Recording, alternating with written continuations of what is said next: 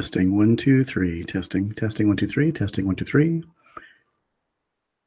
Pickety pickety pickety pot. Yes. Yo. Hey, what's going on?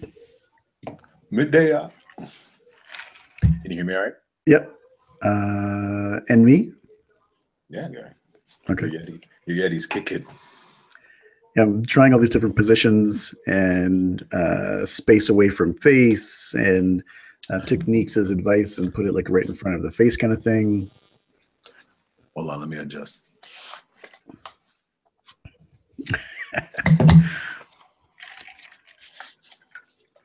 That's better.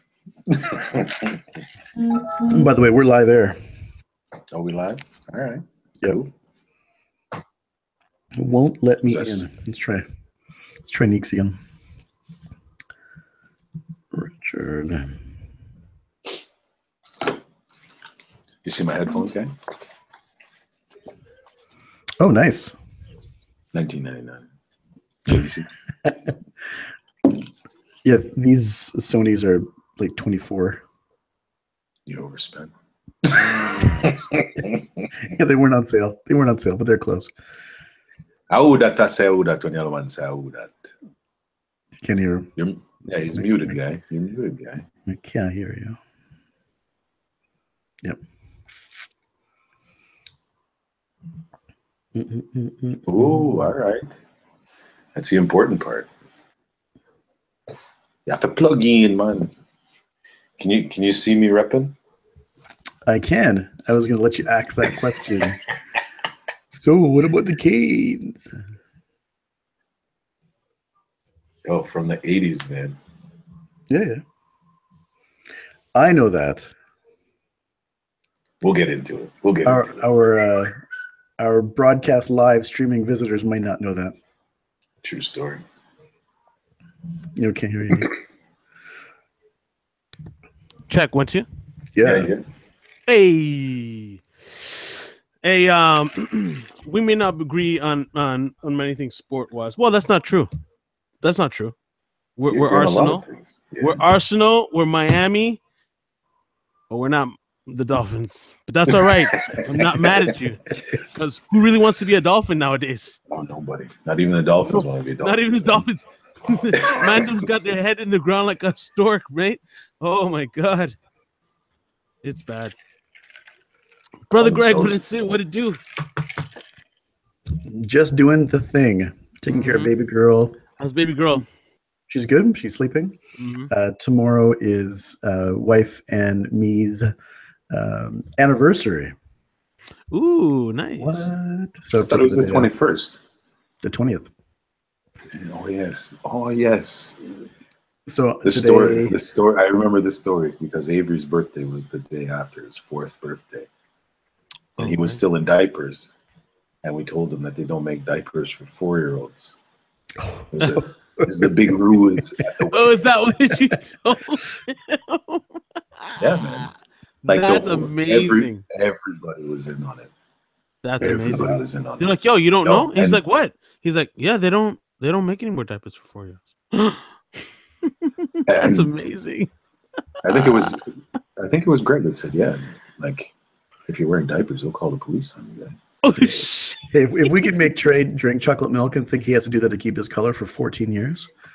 That's amazing. There's no equation though between Avery and Trey, but anyways. That worked out quite well. Yeah. No, since that day though, like the morning of his 4th birthday, not a problem. Wow. No accidents, no nothing. Yeah, it's better with the light. Yeah. Yeah, I'm just seeing if it was too light. That's good. He's cool, Papa. He's cool. You got your lights all shiny night. I see your nice little, your expensive light. Expensive light, eh? It's the only room that I can do anything in that doesn't baby. With a nice circular mirror with the nice cutting in it. See that? Oh, you have nice things there, boss. You have nice things. It's a dining room. Everybody's dining room has something nice in it. All right. Yours is a little extra, but all right. Uncle Marcellus likes oak. So it's like, oh, like the nice strong wook. The $10,000 table. I can see the reflection of the little vanity thing. The hutch. The hutch. Yes, all from Urban Barn. This episode is It's sponsored by Urban Barn. If you're trying to get your city, urban, suburban, something together, and you just look at, there's no other place about it. Yeah. Find your way to Urban Barn. There you have it. Where frou-frou is built in. Yep. So did you your sound? You figured out the sound? What I said about on the back of your device, the little directional. You got that all straight? Yeah, I put it to the heart-shaped one. Yes, that's the one. And then moved this, reduced the space between me and the mic. Didn't have it off to the side, and actually put it, you guys can see, directly between me and the thing. Yep. So, and then try not to put my head down. I think I was doing so. Head up. I'm gonna use my next time. I'm gonna experiment with my other mic and just hang it over my head like a boom, so I don't. I literally I look that cool. Like you guys can't really see. I have a mic. I can studio. Yes. Studio things. And when you start speaking, like yo, yeah. Let me tell you. I'm gonna grab the mic. Actually, Dwayne, you could do that. From if you can hang it off your was that light right above you? You get the LL Cool J joint. Right from there, yeah. So what is today's episode? This is the intro. Meet and greet, man. This is the meet and greet. This is who we are. This is what we're about. Who we is, who we be. Yep. Is this like number one? Who we be. There's some things. Okay, before we do this, I may dry snitch a little bit on Dwayne. So just want to say that up front. Why you snitch on me, guy? Well, we have something in common I want to talk about, but I don't know if that's dry snitching or not. That might bring up some other things for some other people. Some don't really want to go there. We'll see. But that's how we're connected, kind of, a little bit. It's open floor, man. Yeah, it's open floor. All right. Are you sure? I'm just because people are going to ask, how do you guys know each other? And I'm going to, well. Back in the day. Back in the day. You know what I mean? Well, actually, why don't we start there? It's not like we robbed a bank or some shit, or we were both shipping, keys from Cartagena or something, and we bumped into each other on a boat. Like, it's not nefarious like that. You know what I mean? It's nothing like that, man. Let's just do it. So let's just start with that. All right. So wait. So originally we were saying I'm interviewing Dwayne. The thought was each of us interview one another, and we take a pause. And if you wanted to, we can do an episode for each. Oh, okay. Or just roll it through. Yeah, we can chop it up. I think we'd be smart to do that. Okay, so let's do Dwayne first. Sounds good. All right, so I've already set the table for the drama. Exactly. For the drama, the dry snitch. All right, go on. Yeah, the dry snitch. So Dwayne, snitches get stitches. My first question for us. First of all, let's introduce the show. The shit we like. With my good friend Dwayne Barker and my good friend Greg Fields, we've come together to talk some things about shit we like. And this show is about what things we like and who we are and how it affects us and just stuff we just like in general. Like, I think there's nothing really more than that. It's like much to do about nothing, but much to do about everything. Yeah, more about cut-ups and jokes than actual knowledge. Yeah. You might have to Google some of the shit we saved to find out if it's true or not, but that's okay. It's fine. It's all right. So since I've already started talking, I think I'm going to pose the first question. Is going to be we're going to introduce ourselves to everyone, and I kind of want Dwayne to introduce himself in a way of. My question to you is, where are you from? How do you know Greg? And how do you know me? Dwayne Barker. Born in Kingston, Jamaica, but raised in Ottawa. Been in Ottawa since, I'm going to say since 75 or 77. I know Greg from high school. What school is that? It's Confederation High School in Ottawa. Oh, you guys went to Confed? Why didn't I not know that? Are you joking? Because you went to Laurentian. No, I didn't go to Laurentian. My friends all defected to Laurentian because they were at St. Elizabeth, right? And then guys went to St. Joe's, and then everybody, because there was no football program, so a bunch of guys defected over to Laurentian. Yes. We lived in the same district. You remember the area we lived in, right? So, yeah. Just to be clear. All right, so Greg and I, we met. Was it grade 9 or grade 10? Grade 9. History. Met in grade 9. Oh, yes. So we met in grade 9. Or is it the guy who called me dirt? What? He called you dirt, or somebody else called you dirt? What was the French guy with the big tie? Snap. Did he have white socks and dress shoes? What was his name? Keep going. We'll come back to it. We'll have to come back to that for sure. Yeah. That was anyway, class, actually. But. So, yo, you brought me back like flashback. Wow. Yeah. Anyway, grade 9, grade 10. In the calf, I remember in the calf, Greg he would always go around and ask people if they had spare change. Right? And that was when they were launching the $2 coin, the $1 coin, the $2 coin. Right? And they hadn't named it yet. This is awesome. They named the loonie, but they hadn't named the $2 coin yet. Right? And Greg would walk around. Right before it was like, yo, can I borrow a quarter? You got 50 cents? And then after the loonie came out, right, he started asking for loonies. Right, of course. And then they announced they were going to come out with a $2 coin. He's like, yo, you got a loonie from a toonie? Like, what the hell is a toonie? What are you talking about? It's like, that's a $2 coin. We're going to name it $2 coin. We're going to call it the toonie. Wow. I don't even know. Did we ever submit that? Anyway, they stole it. Yep. Dude, right? they absolutely had to steal that because it's like an original story, B. It was TOONIE, and they just changed the spelling. And nobody won. The Mint did not give it away.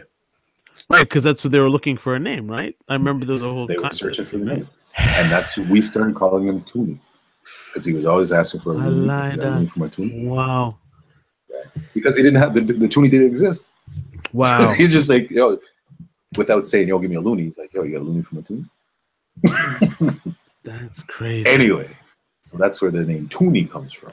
Right? So me and Toonie, and we played football together, blah, blah, blah. Like, wait, you both played football together? Yep.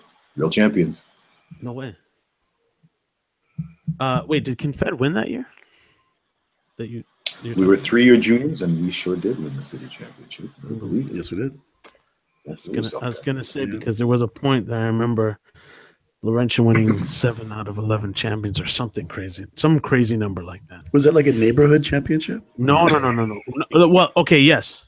So yes. So let me double down on that, what you just said, as a sidebar, since we're talking about football. Bel-Air Copeland Lions, right? Pee Wee team. Look it up. The records, it was pretty incredible from the time. It was like it was almost equal to what Laurentian was. Like, it was some amount of championships won and played. But Laurentian was a powerhouse.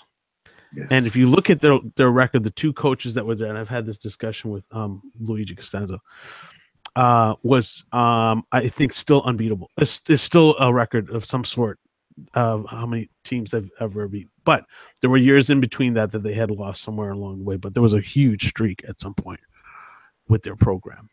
And since that's why I was asking what year and when that happened for you guys, because 21 we won what, 88 tomorrow? Makes sense. No, I think it was 87. It was 87. But that was the junior. We won the junior championship. And we didn't win the senior. The seniors won in 84. Okay. Something like that. Like right before we got there, they won. Okay. Yeah, your team was pretty good. I remember they always had a really good team. I always remember that. Yeah. one point, Pius had a decent team too, I think. Pius was always soccer. Pius always ended up being soccer. Well, maybe that's what it was because I played soccer a couple of years. Yeah, it wasn't that great. It was defensive, but it was fun. But it's all a matter of where the kids choose to go, like where they live. Yeah, and if it was. Play nobody was recruiting soccer or football or whatever. Nobody was recruiting back then. Nobody would be like, come to my school. Like nobody did that. You went to whatever school they allowed you to go to, and then that was it. You know what I mean? Or you take a long bus to get to a certain school because your parents want you to go to a certain school. I had to be in the Catholic system, so therefore I had to go to whatever school was there. We didn't have any programs for football or whatever because they didn't want that. In hindsight, I think the only recruiting was within school. So coach of sport A came the 1 year rugby coach came to the football team and said, "Yeah, so right, you and you." You're like, you're strong. Come, and you're like, he's like, rugby. What's that? And you're like, just show up for the tryouts. I'll show you. Like you didn't know what you're doing. And run. Or they see the guys in high jump and track and field. They're like, volleyball team. They're like, you can jump. So you're coming with me. Anyways, we're getting way too sidetracked. All right, so you guys meet. You're in high school and stuff like that. We're in high school, and thick as thieves from like grade 9 and grade 10 onward. So, is there a passing in the road where you guys don't see each other for a while, or is it always bench and bati, like you guys see each other all the time? Pause. So all through high school and then university, I remember Greg moved downtown to George Street. George Street.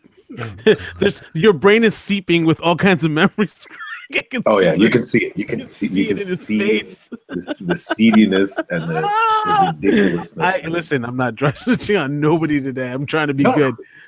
It's not about the dress. So no, man, it's about history. He moved out and went to live on George Street. Right. And this is like George and Cumberland. So this like early. This is when it was sketch guy. Yeah, and it was 2 blocks from Houlihan's kind of thing. Oh God. So there. Houlihan's and On Tap. Like we look out On Tap, and we would see whether there was a lineup or not On Tap. Wow. And then we'd be like, yo, time. Let's make a move. Jeez. And I was going to Ottawa U, so I was playing. So you're right downtown all the time, right. So you know everybody. Yeah, that makes sense. So you guys are really that you guys never really had that. So you guys were always around each other because you were at the school and you were right downtown, so it worked out. And then we moved in together in the West End. To the West End. Yes. Now, is that when him and Ish, or was Ish later? Much later. The three of us. The three of us. You much later? No. Well, couldn't be that long because then second year university? That would have been second year university for me. Maybe 95, 96. Probably 95, 96. 95, 96. Okay, so you guys have just been like way connected for like ever. Years and years and years. And there was a block of time where like he was finding himself and like trying his thing at high tech and all that. It was all over the place. And right. Look back. Look back. And there's lots of stories. I've heard some of the greatest stories. I almost think that everybody should have a story every episode. Yeah, we got to have. That's true. Some music, like a 5-minute set. Yeah. So yeah, you know what I'm gonna do? We're gonna do an individual, just like you record your own story. Hey, I got this story, and it's not. It has you. None of us can be like you. Just tell those stories. You know, like how they do. George Stropolopoulos used to have somebody on and tell like a 30-second or a 40-second story or whatever it is. Yep. We gotta do that because I have way too many. And if we did a style like a old school radio where you have a little bit of music in the background, it's like a mini story. No one else is around. Yep. Or like Chris Rock on Sirius, you'll catch on Fox. Chris Rock will do like not a stand-up. He'll do like a 30-second bit with music behind it, and you're not sure if it's music or is it a bump. Right. You could do that. That'd be great. Man. Anyways. So, so you guys meet. You guys start. You guys have been like live together, don't live together. Oh, sorry. You lived together, then he went downtown, and then after you lived all together? No, he was out on his own. Downtown. Oh, he was on his own. Sorry about that. Okay, yeah, I got it. Well, I did have a roommate. We might as well have. Yes, he had a roommate named Mavis with a Siamese cat. A Siamese cat, the worst cats ever to own. The cat knew how. My story for this: the cat knew how to open doors. There are wicked. So me in the shower, like turn, lock, click, make sure the door's locked. In the shower. 10 seconds later, the cat's staring at me. Nah, guy. I'm like, three times. You have to give that story. You have to give that story proper. Leave that for like your 45 minute. Yeah. That's another. It was unbelievable. That's madness. That's a little too movie sketchish. I still don't believe it because anyway. You know how many times I kicked that cat? Oh, anyways. don't get PETA in here. Peter or whatever them call himself. Who's that guy, man? Self-defense. Self-defense. It's probably no. In all truth, those cats can be wicked, man. I've had a few episodes with Siamese cats, and it's never been good. But they look at you like I'm gonna kill you. Yeah. Scratch. Yeah, I'm gonna jump up and tear off your face. That's how they do. Yeah, that's why I'm scared because I'm vulnerable in the shower, man. For real. He's swiping the jewels, mate. Yeah. Anyway, that's the story for another day. So we've been, as you say, Benchan Bati since day one. Okay, cool. So now that we know that, so we're gonna get that. So what happened? So when do we meet? Because I thought about this for a while the other day. I know that we knew of each other because of your football years. Okay. Yes. And I know that we knew each other because of Jamaica Association and our parents and all the rest of the stuff. Yep. I know who the Barkers are. I probably knew of your father first before I even knew of you. Yeah. That's fair to say because your dad was like, he's the band guy. He's like the reggae. Those guys are the sound. In Ottawa, you know Biggie Barker before you know. Hands down. His kids are. I be hearing reggae in the fields, this and that. You know what I mean? Growing up listening to those stations, so I knew your dad before I even knew you. So where I think we intersect, this gets interesting.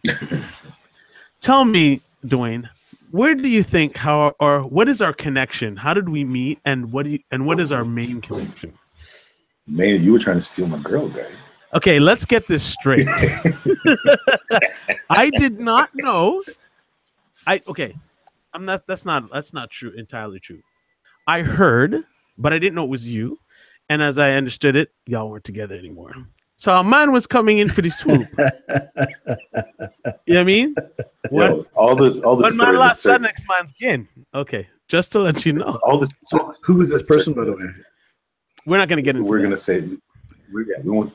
We're not going to get into that. There's probably a code word because she's a super good girl. There's super good code word, like proper. Yeah. Okay, so I don't know, like. Millie, did I have a name? Baddest one in the city, man. No joke. Yeah, no. Listen, let's call her Millie. Millie's probably the one of the coolest girls I've ever met. Super proper. I mean, you couldn't find a nicer person. Always smiling, bro. Where did she get that smile from? Always. Like her fam is really cool, but like she's not like them. Like she's different. Different. Very different. Very polite, very cool. So somehow Wait. How long ago was that? Oh God, that was Jesus. Grade 11. After high school. Okay. Like maybe did she have really curly long hair? Oh yeah. Mm-hmm. Yes. Baddest one in the city. Assalamu alaikum. Well, I might argue a couple of things, but I mean, for the most part, I'm going to say yes to that because it was So, anyways, I was like floored by it, like, and I totally wanted to get her, but I was on the uptick of the whole DJ game, and I was starting to, Hey, this isn't about you. Go back to Blaine. No, but I'm saying he's just giving. I'm trying to give some ground lay, so when you get to me, we don't have to go back through this again. I was literally I realized to myself, I'm like, there's no way. A, I'm not gonna play this girl. B, I'm not prepared. I'm so not prepared to be in this person's life because they are like far beyond me in terms of ready to settle down type of thing, and I was not ready to do that, right? So I'm thinking to myself, and I heard, and somebody said, she didn't do it, like on some, you should be careful. She used to date do it, like a man should watch out. I might get stabbed in the side for talking to her type thing. So, it's funny. So I'm still trying to figure out, when was it me, or did the first time we really truly interacted happen when you were running clothing stuff, tea stuff, and I said to you I wanted a t-shirt made? Is that the first real interaction? That was the first, we call it the first official interaction, because it was like, yo, you need to push this. This is gonna happen, and you need to push it. Yeah, that's true. That was it. Before that, it was like we'd see each other, we'd give a pound, yeah, moving type thing. And I knew about your sister, God bless her soul. But it's funny, when I knew you, I didn't put it together. I did not put it together. It was only because Emil had said something to me, and I was like, and I was like taken back. I was like, oh yeah, and I totally didn't. So because you were always out there, we were always out. I'd see you in this and that, but I didn't really know. She's much younger. She's like she was my bro's age, I guess. 7 years old. 7 years. Yeah. So I wouldn't really know their age category, but yeah. So when I approached you, so what did you think when I knew? I don't know how I knew that you were doing clothing stuff. For some reason, you said something to me. I don't know what it was. Were you doing the clothing thing? What were you doing that made me even ask you about clothing, and why is our connection like from that? I think because it was after the three of us had moved in. So Toonie, and Ish were living together, and that's when we started making little moves here and there, because we go out to the clubs, and I was like, right. I'd see you at Thursday night at the Blue Planet. I think is when I used to see you in regular. Yeah, and then the funny story is, when I talked to Greg, I was like, yo, I don't like the styles of the hats and t-shirts and sweatshirts and stuff like that they're making. So that's how you guys started talking about clothing, was when you first. That's how you got the idea, Greg. You guys both were talking about it? We were sitting in Dwayne's parents' driveway, sitting on 2 chairs and a table that normally Fishy would operate when he came over to your dad's house. Dude, we're gonna have to have an episode with Fishy on. And I don't know if I was wearing it or someone was wearing it or someone wore it and I wanted it, and I'm like, I don't like that. And someone was wearing like a Varney shirt, and all it was the word Varney down the sleeves. Right. And I think it was something to the effect of, and I'm going to paraphrase, but something to the effect of, we could write fucking piss and shit. That's the exact phrase. You can make t-shirts. We can make the piss and shit, and it would sell. As good as this thing, just because of the name. Right. And we were shooting around, and this was right before Canada Day that year, and we were playing with the idea of actually doing fucking piss and shit shirts that said fucking piss and shit. I wonder how many we'd sell. Like not really a sociological experiment, more of a big hairy Fletch fuck you finger to Varney. Right. Anyways, yeah, and it was born from that. We had like no business experience, no like clothing design experience. We just knew what we liked, what we didn't like. Okay, I'm having total recall now. Okay, this is how it happened. You saw me in the club. You were like, yo, because I was doing so much promotional stuff, and you hit up me and you're like, yo, if you ever need anything done clothing wise, like, yo, I can get your name stitched on a shirt or whenever you guys are doing your next promo thing. So at the time I was all about the whole WWF John 3:16 thing. And I said to you, see, I remember this now. I said, yo, can you can you do this thing? It says Neeks 316. Yeah, I remember that. And you're like, yeah, let me figure it out. And I was like, well, whatever the cost is, I want it done because you were like, I can do some promo stuff, whatever you guys need. He already started hustling. He was already like looking for the market. It was like selling out of the trunk, and we were in the club. And then you got it for me. We met at Chapters, I think, or something like that. And then I was like, yo, we got to do something with this. Because you started telling me your ideas. What made you think about lunatic style? So I'm going to fast forward. I'm probably fast forwarding past everything. But what made you think of coming up with a line with you guys in terms of like, was lunatic styles already established in your head, or did we come up with it then? Me and Greg, the salt and pepper. Salt and pepper. I'm the pepper, the salt. But we would just come together with these ideas, like what is it going to represent? How is it going to represent? Like what do we want to see, right? And we talked about the concept, like the old English L, right? So like the inside the circle, because fashion is always a cycle. What's in today is out, and it comes back around. Right. And the concept of lunatic, right? Thinking differently from everybody else, right? People are going to say you're crazy for doing it, right? But I remember distinctly going to the embroiderer and saying, I want a black hat with black stitching. And the guy wouldn't do it. Nobody would do black on black stitching. They wouldn't do it. He said, you're crazy. It's not going to sell. Yeah, they'd be like, what are you doing that for? Yeah, they can't see it. I'm like, that's exactly what I want them to have to look at the hat. I want okay. So just to give you some context, do you know how much things now, like the like even in shoe wear, that was not even a thing to do black on black. Forget it. It was all black or black, but at least with white laces, something, right? So you guys get this idea, you're really trying to formulate, and so, what makes you think that in a place like Ottawa that you can actually get this thing done with the limited resources that there actually is in the town?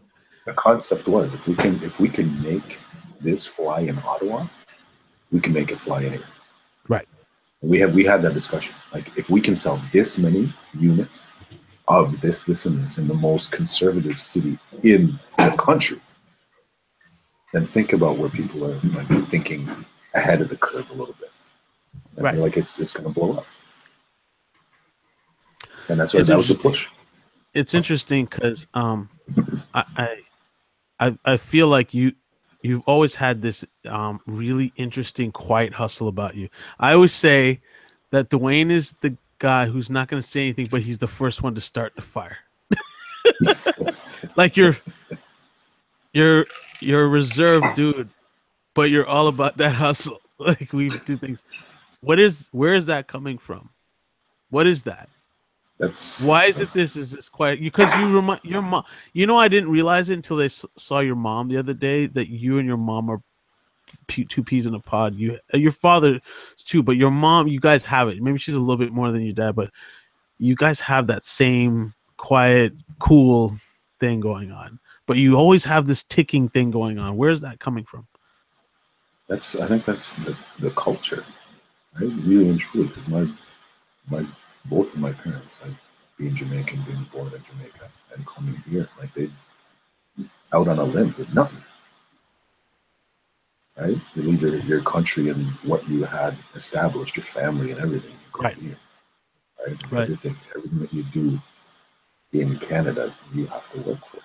Right. And there's nobody's giving you. There's no handouts, right? No. That's the way I see it. There's no handouts. So if I see, and they tell you that too.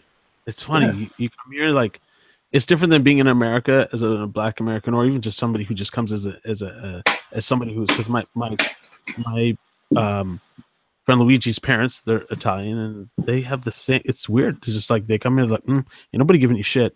You got to get it together. So that's interesting that you say that. So one more question. Well, I get that.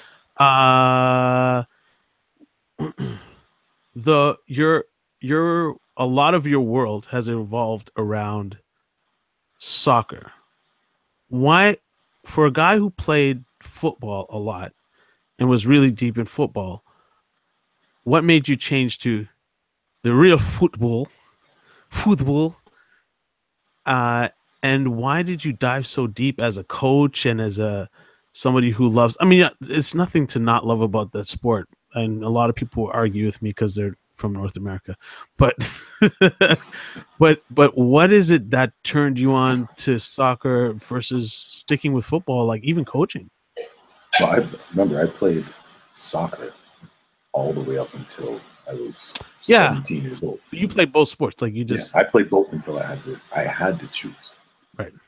And when I chose football, it's because football was easier for me. Like my frame, I'm not built as a soccer player.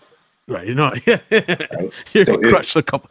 What is that guy, the Hulk from the Nigerian Hulk? Jeez. Right. So anything that I was going to achieve in terms of playing soccer, I would have had to work twice as hard to do it. Right. And fast forward, like you look at my family. My dad played for the Jamaican national team. My older brother played for the Jamaican national team. He played professional football from he was professional soccer, not football, from he was 16 years old. So if I'm going into soccer, I got some big shoes. Some shoes to fill. Even your little brother played. Yeah. So my younger brother, just based on he made the decision, I'm going to play soccer. So he ended up going to Bowling Green University, and getting funded to get there and blah blah blah. He had aspirations to play pro as well. Right. So the soccer path was it was going to be a long path if I was going to go there. But in grade 11, I played American football. It was easy. To me, it was easy. Right. You're like, oh, what? Move quickly and get past people and push them over? Yeah. I would think this guy, go push that guy over, make the tackle over there. That's it. You know what my mom would say? Like, I was running track and I win a few races. She'd be like, "Of course you're winning. You eat good food. You eat nyama potato. These kids eat McDonald's. You eat good food. What do you expect?" And then she followed up with, "So, you get an A in your maths yet?" They don't care about how fast you are. Could care less. What's your grades like? Yeah. So. When I chose the path, I was recruited in the Canadian universities. I was trying to get into American universities, right? It just financially didn't make sense. Like a half scholarship didn't make sense. So has it, well, and this, I don't want to go too far into, because there's a whole thing about Canadians. I really want to have a discussion with you at some point. We're going to do a podcast and talk about that, because I know I call you sometimes in frustration and go, "What are we doing wrong? Why can't we get?" You know what I mean? And you're like, "Hey, the system works like this." And do you think would it have been easier for you now, like in 2017, if you had the same opportunities than it was when you were coming up in terms of actually making a national team or another team somewhere else, like globally now?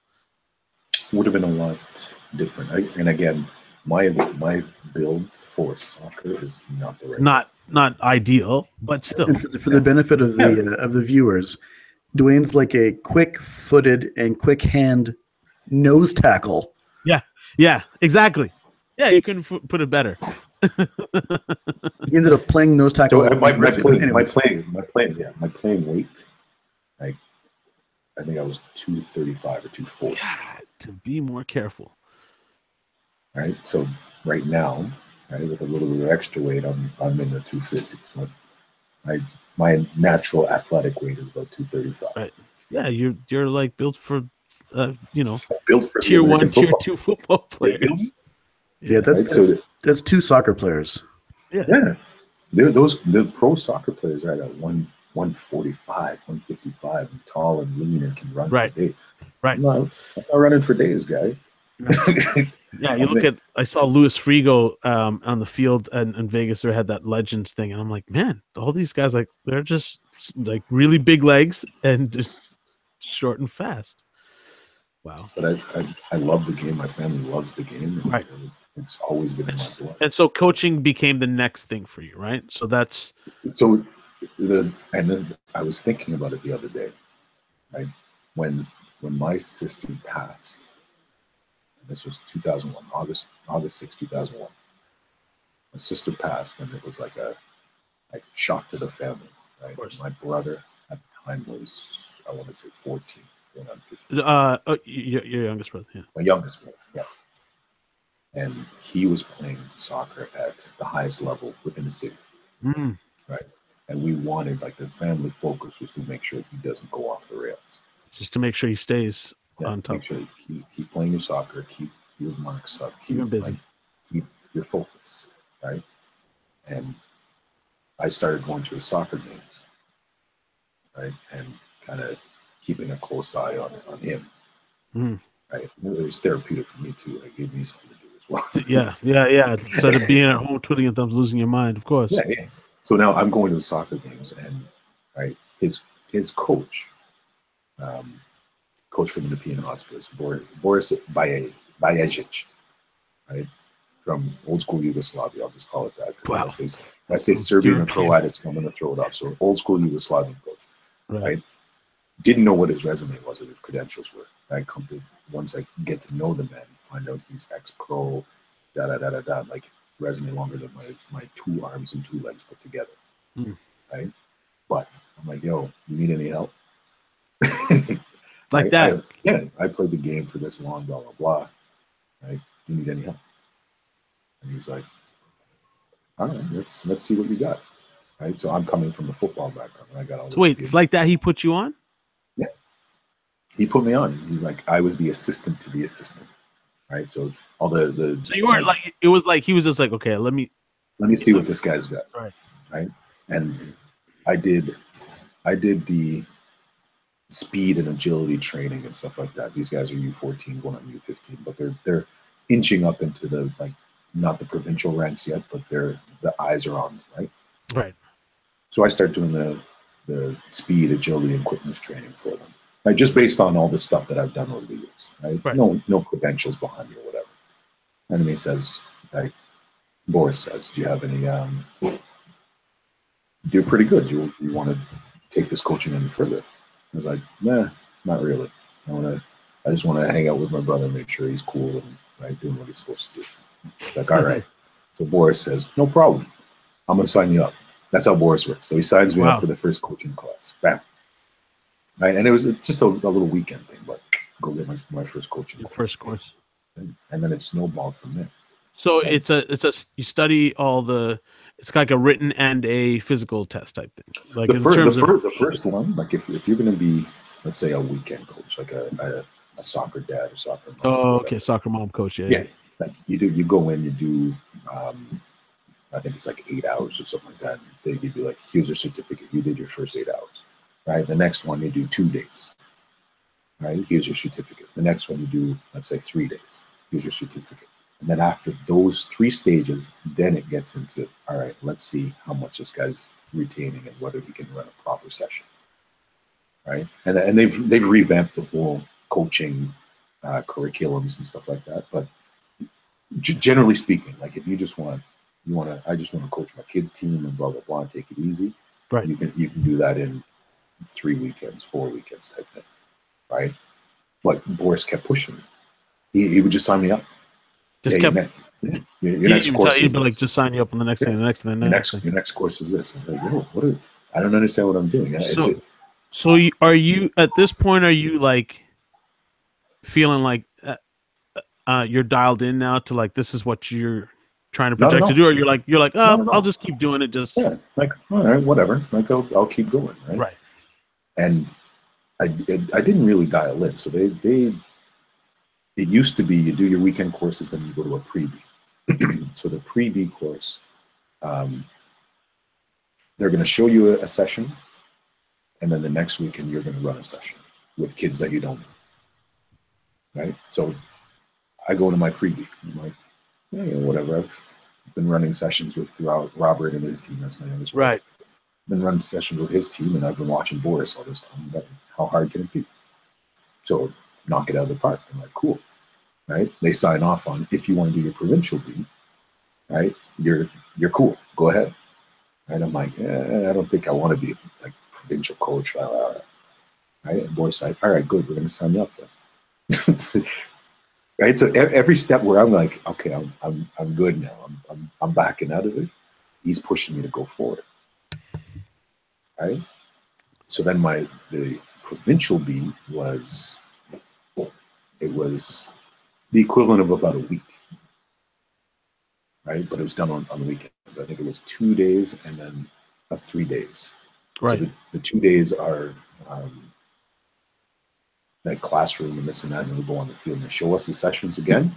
And then the 3 days is you're going to design these sessions, right? And you're getting assessed. Like, wow. So you're designing stuff as if you're a coach. So it's not getting complicated. You got to look like you know what you're doing. Yeah. Yeah. So now this is where I'm like, oh snap! I can't mess this up. Right. Like you realize now it's for real. For real. Yeah. So now it's getting real. I'm like, damn. So and a big jump from the pre-B to the provincial B is like huge jump. And I was like, oh snap. Like, how am I gonna do? Like, what the hell? And I'm calling him. It's like, yo, you didn't tell me it was gonna be like this guy. He's like, you're fine, you do it, Oh. Right. So passed my provincial B. And he's like, let me know when you're ready for your national B. What are you talking about, national B? So you go. So he's just roping you in at he's this just point. roping me in, and right, he had the support of the club, and actually the mandate within the province was to develop Canadian coaches. Right. Right. So he saw a young guy that was eager to learn. Right. He's poking and prodding me a little bit. Right. And all this time I'm working with him and his assistant coach, Norm, and it's Robert's team. And the team is getting better and better and better. Right. So now the team is ranked 4th in the province of Ontario. Right. So we're winning awards and this and that. We're going to all these big competitions. Right. So now it makes sense that I have my certification as well. Right. You're already going there, so might as well get it. Right. Yeah. And then the national B is like such a huge step from the provincial B. Like each step is a little bit more, but the step I consider from the provincial B to national B was the biggest step for me. Yeah. Right. And I remember, so it's a 1-week course. I went to Toronto. Right. We're there in the classroom probably 15, 16 hours a day. We're on the field, we're this and that. Like it's a lot. That sounds intense. It's the real deal. And on Wednesday, the Wednesday of the week, I got in my car and I called Boris. I said, I don't know what I'm doing. I'm leaving. I don't know why you got shook? Yeah. I was like, I have no idea what I'm doing. Wait, you get all the way there. You know you're already on the rise. You're halfway through. Or is it the first day that you get there and you're like, no. Wednesday. I was there. So halfway through. Check in on the Sunday. Like, I don't know about Monday we start everything. So I've now done 15, 30, probably 45 hours. And we break for dinner. And I was like, no, I'm out. I'm out. So Boris obviously convinces you that you're crazy. He's like, no, you're fine. Like this. As he's like, stay in the car, right? Stay in the car, relax, trust your instincts. You know what you're doing, right?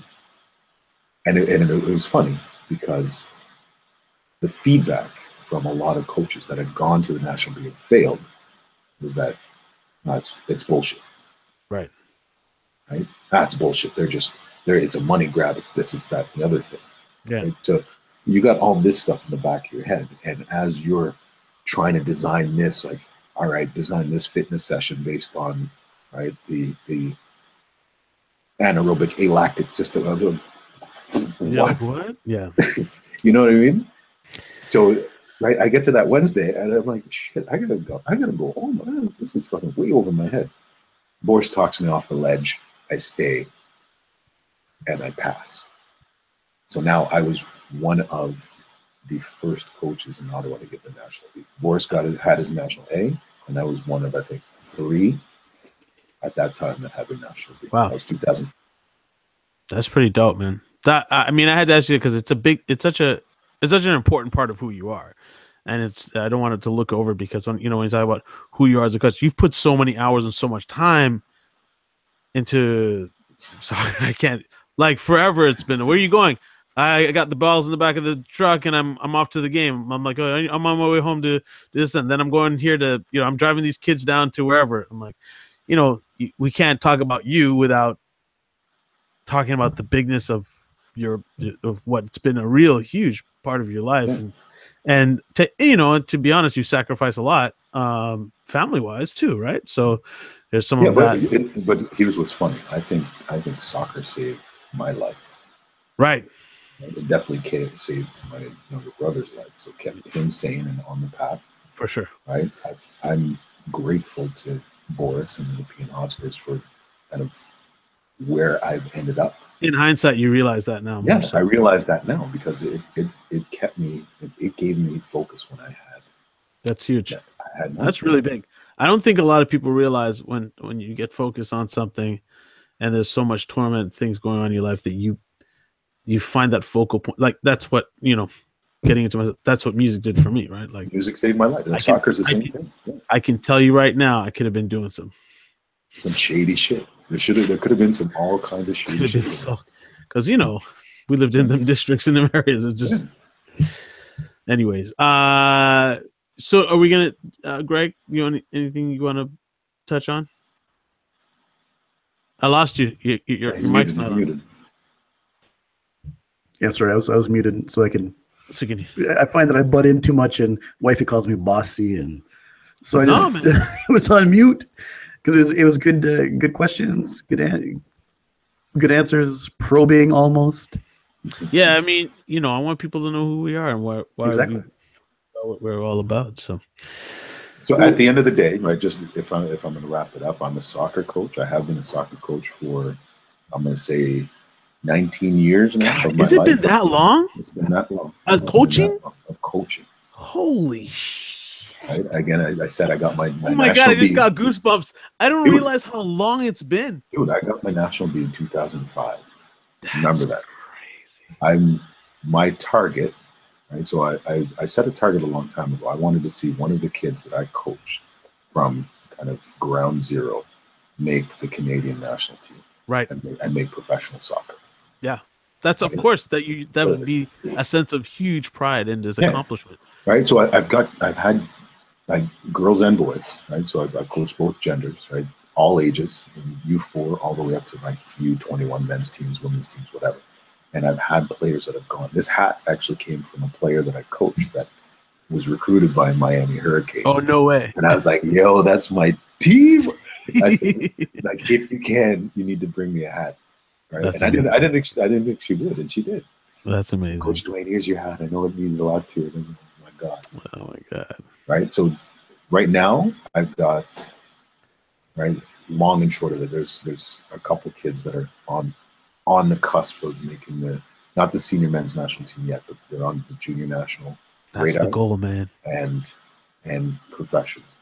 Right. That's the goal. Yeah. That's your life's work, right? Yeah. Like if you make that happen, you're like, all right, I'm good enough.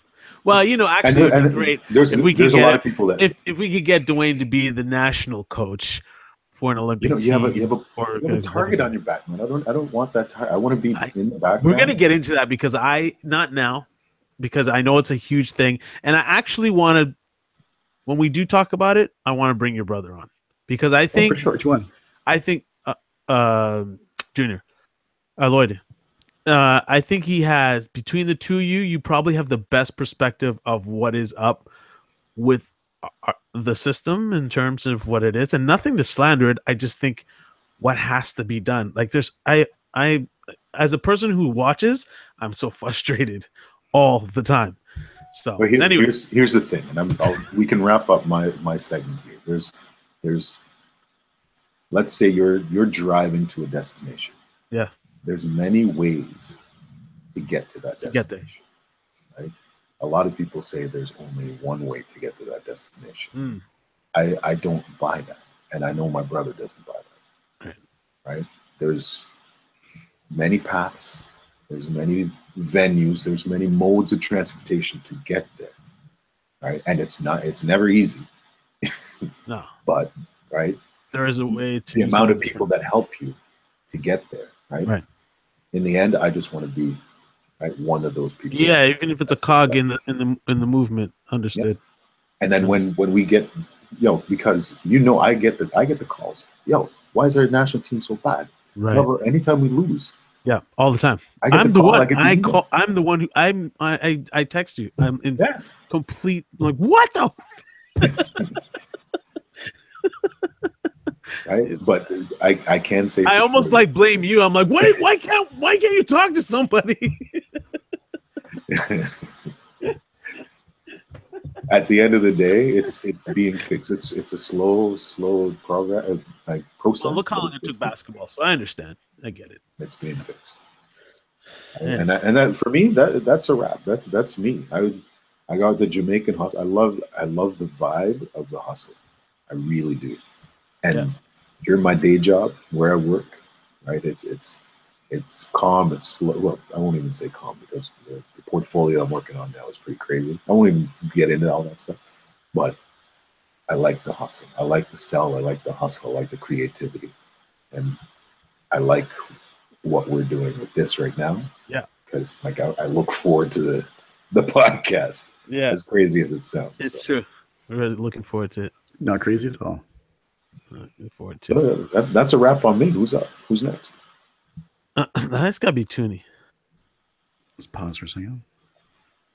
Let's switch gears. Let's put the man who was asking the questions on the other end of the questions. Oh, man. He set you up. You see how he did that? Yeah, he set me up like that?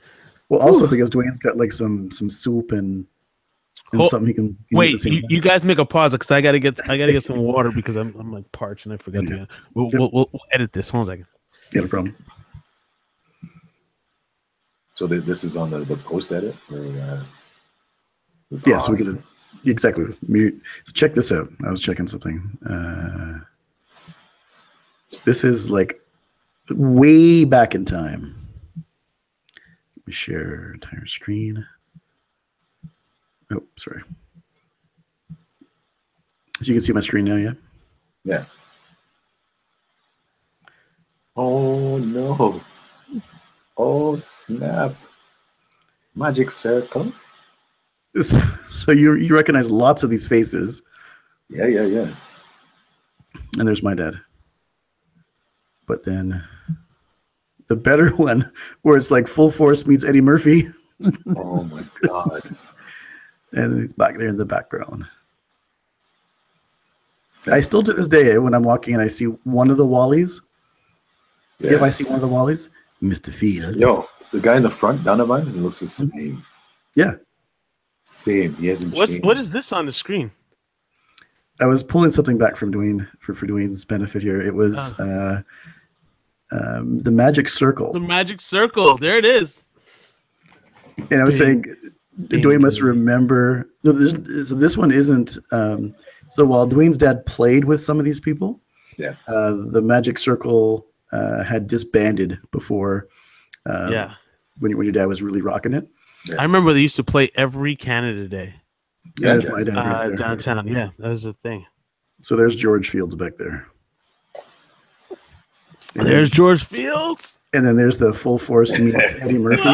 There's the looking up. Yeah, we gotta do one of those pics, right? Exactly. Eddie Murphy. I think I want the leather sleeves on. This is the red with the leather sleeves. That's a way back in the day. MJ business, bro. So I remember I would get. See, Dwayne didn't get this one because when you were that age, you never really had your hair that long. Remember, your mom and dad wouldn't let you have more than a low fro. Yeah. So I had like a messy, soft fro, and I'd be the band member kid sitting on top of one of the big speakers when all the other band members and family members would smack their hand on my head to see if they could hit my head as they walk by. Because there's so much juice right there. Oh boy. Squacks. Way back. Okay. This is about part deux. Part deux. Taking part two. Click. All right. So Richard's done a masterful job asking some questions, being probing, introducing us to Dwayne, letting Dwayne introduce himself without really throwing any shade. Without, hey, you can say you're welcome. just say thank you, Dwayne. I want you to be. I hope you're prepared because I wrote down 5 questions. Yeah, I think they're not loaded questions. Yeah, yeah, I'm sure. I tried to go. They're deep. I'm sure. I only had a few as well. So I've got Richard. Richard, let me introduce the world to you. Richard Dixon. Why don't you just tell us a bit about yourself? I get the question all the time. Who are you and what do you do? No, hey, I didn't ask that question. Not yet. That's coming. So, I was conceived in the island of Jamaica. I was fortunate to have that and the plus of being born in Toronto in the 70s. Makes me an old guy. And then we're all old. Receipts not about that life, you know. Let's see. So I lived in Toronto for a while, and then my mom has the. I always thank my mom all the time because I think she had the foresight to know it was time to leave. We lived in Mississauga, and the area that we lived in at the time was housing and whatever. And, you know, it's been a good community, but you could tell, like, when I look back at it now, I can tell that I probably would have gotten myself into either myself or especially my brothers would have got themselves into I have twins. My brothers are twins, by the way, Peter and Paul. It was my mom, and then my father was still in Jamaica. They're more like my stepbrothers. They're their father, and we moved for opportunity. My mom wanted to get change the environment. I think she wanted something a little bit more family friendly. She knew something before she knew it. I like to say that because she got to Ottawa, and years later, when I look at that area that is now, I can't even tell you. Like I always tell my mom, we probably would have gotten in some gang settings, like, or get into some sort of because it was like in Mississauga in the 70s. That particular area.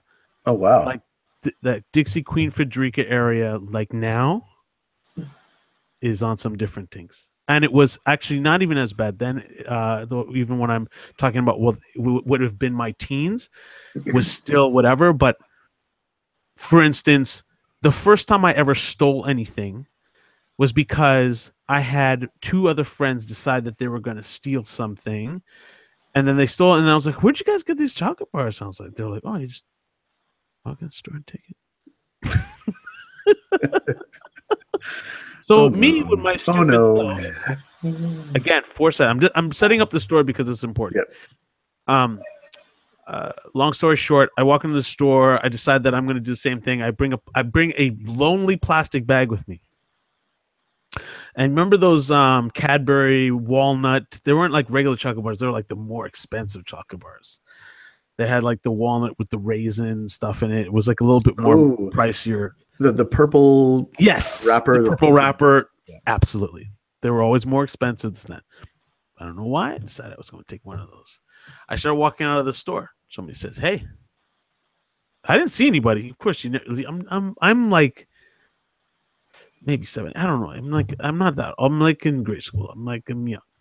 And she says, it's like, did you pay for that? I was like, yeah. She's like, where's the receipt? I'm like, I don't know. I think I dropped it. I'm like talking fast. They're like, come with us. I'm like, oh God. So at this point, I'm still chill. I'm cool. I remember myself being chill and cool. I was like, whatever. Till this woman says to me, "Aren't you Don Dixon's son?" Oh my God. I'm going to die. Yeah. This woman is one of her friends. She knows my mom. Like our families are good friends. She recognizes me and she knows who I am.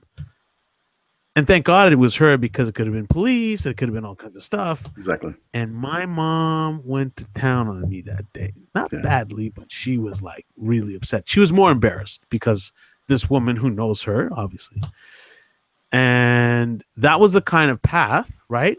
And I knew other kids who were like really young, starting to smoke. Like there's all kinds of telltale signs. Yeah. So whatever it is did that the she spoon and fork leave the wall that day? No, but I know the leather belt that I owned definitely got a little softer. I'm just gonna say that, you know, because I don't want my mom abused me. You know, you can't beat kids nowadays, you know. Yeah. So, anyways, you fell into your belt, is what we heard. Yes. So, anyways, that all said, my mom, you know, a few other factors. My mom was like, you know, just work wise, she wanted to get an education. We thought about going to Ottawa. I'd never been to Ottawa before. When that happens, I decide my grandmother decides that I should go to get a better chance at school. Wait, I'm skipping over something. I go to school to Ottawa. I get into school. There's French. I don't know what the hell is going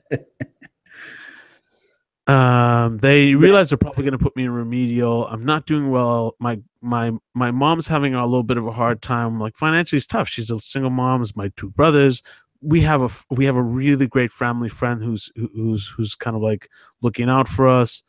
My mom needs to get a little settled, and my grandmother, who's always been the super rock of the family, she's like the patriot of the family. She's the first one to leave Jamaica, don't know anybody, get off the boat, and literally with her friends and the two nurses she knew worked in Ottawa for this Orthodox Jewish family who were super kind to her. And, you know, like brought up the family, you know, the telltale story of a lot of people who like come to this country. And she decides that, you know what, let me help you with this. My godmother was working for the Styrens, William Styron, who is the writer of Silver Choice in the family and all that stuff. And so she's like, look, there's an opportunity for him to go to school and it'll take a little bit load off you and you can do that. So she moves there. I come back to Ottawa at some point during my break, and we're in this cold ass place called Ottawa, right? Like we had moved. I remember when we first moved there, but I don't remember the winter until I actually came back, and I was like, it's cold here.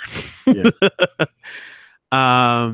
Anyways, so that worked out really well. Just a second, sir. For those who don't know, it could get hella cold, where if you actually have a runny nose, the snot from your nostril will freeze, and that it isn't unheard of to get like a 52 centimeters of snow in a day, or you know, a straight week of -20 or -30 easily every day for a week. Yeah, you know, we used to those type of conditions. So I come into this leaving from Toronto. I don't remember being ever that cold from as a kid. Coming to Ottawa, like, oh my God, it's so cold. Obviously, I had to get used to all that. So when I get to Ottawa, I'm pretty much confused to like what the scene is like, because there's no real people of color in Ottawa. Like you know what I'm saying? Like I come from Toronto, but the thing is, I was isolated when I was in Connecticut because I was going to this private school and I was, you know, wait, you skipped that part. Sorry, let me go back. I leave before I leave. That's why I said my grandmother took me and said, here, let's try them at this school, which is a private school. I go to the private school for a little while. I come back on like spring break and Christmas. Okay, gotcha. Okay. It's not long. It's like a year and a half or something like that. And I actually come back better prepared for school and languages, because I'm actually I learned a little bit of Latin when I was in school there. And so for some reason, when they put me in remedial for French, I actually started getting it, nice. Which was good. Anyway, so I get back from the States. I start going to school in Ottawa. It's kind of weird because I've been out in the middle of nowhere in Connecticut. And even though the school's majority white, there's a few black kids, but I just I had family around me. I had at least cool people. I had I was going to New York City every once in a while, even though I hated New York. It's funny, I love New York now, but I hated New York back then. I hated it. I thought it was the dirtiest, worst city ever. I just thought it was grimy. I didn't get it. You know what I mean? Like, we had cousins in Queens. I had, we had family staying in different places. My godparents had an apartment in Manhattan, which was nice, but New York was still grimy back then. You know what I mean? Like, people were dropping. So, but I didn't. Now I love it. I appreciated New York then, but I was young. I was like, but I saw people of color, a lot of people of color, right? Like, so I come to Ottawa, and it's like 8 of us. And you're all, and half of you are related. You and your brother, or you and your sister? Exactly. So it's my brothers, okay? The Coltises, which is Russell, and the twins, because his family has twins, and I have twins in my family, and the brother Timothy, and that was it for like almost a year. And then there was maybe 2 or 3 more. Or no, maybe I'm lying. Suzette and then a couple other people. So maybe there was like 6 of us, and then a few more after that. There wasn't a whole lot of us. And on my block, I think we were the only black family on my immediate block. And then if I went over, then I met Devon, and all my guys in there. So because the Jamaica community is very tight at that time, as you know, Dwayne, and you guys know, as a Caribbean community, you start to find out people through the Jamaica Association, through the radio, and so that's how Domino Club. So that's how I start meeting people, and I start getting into. I immediately gravitate towards the radio station on the weekends, which is Reggae in the Fields and with Junior Smith. And what's the other show that would play at hip hop? That's terrible. I should remember this. There's Reggae in the Fields, and there's one called The Groove. The Groove, yes, with Dolores Kane. Got it. That was my lifeline, because remember, I just got back from Canada. All I was listening to was Carly Simon, Joan Baez. People don't understand why I know music so deep, because that's all I was listening to. My godparents. I'm throwing. I don't want people to think that I'm just trying to give some context. My godmother knew Joan Baez, and also knew Carly Simon and James Taylor when they were still together. They brought their kids over for me to hang out with some other kids. I went to school. And this was in Connecticut. Yes, I went to school. No, this is Connecticut. I went to school with Ben Vereen's son. I didn't know who these people were until you later on realize who these people are, right? So I'm not hanging in the funk, reggae, whatever. I've been living in dub and driving around with an Uncle Ben's car while he's playing reggae dub music. That's gone. All of that's gone. For a solid year and some odd, I'm just rolling in the country and going to school and wearing a nice blazer, and you know what I mean? And then I go to New York sometimes and see some culture, like crazy culture, like explosion of culture, and then I come back to Ottawa, right? So I gravitate to this music because I'm like, what is this? Like, I feel like I've been in a desert for a long time.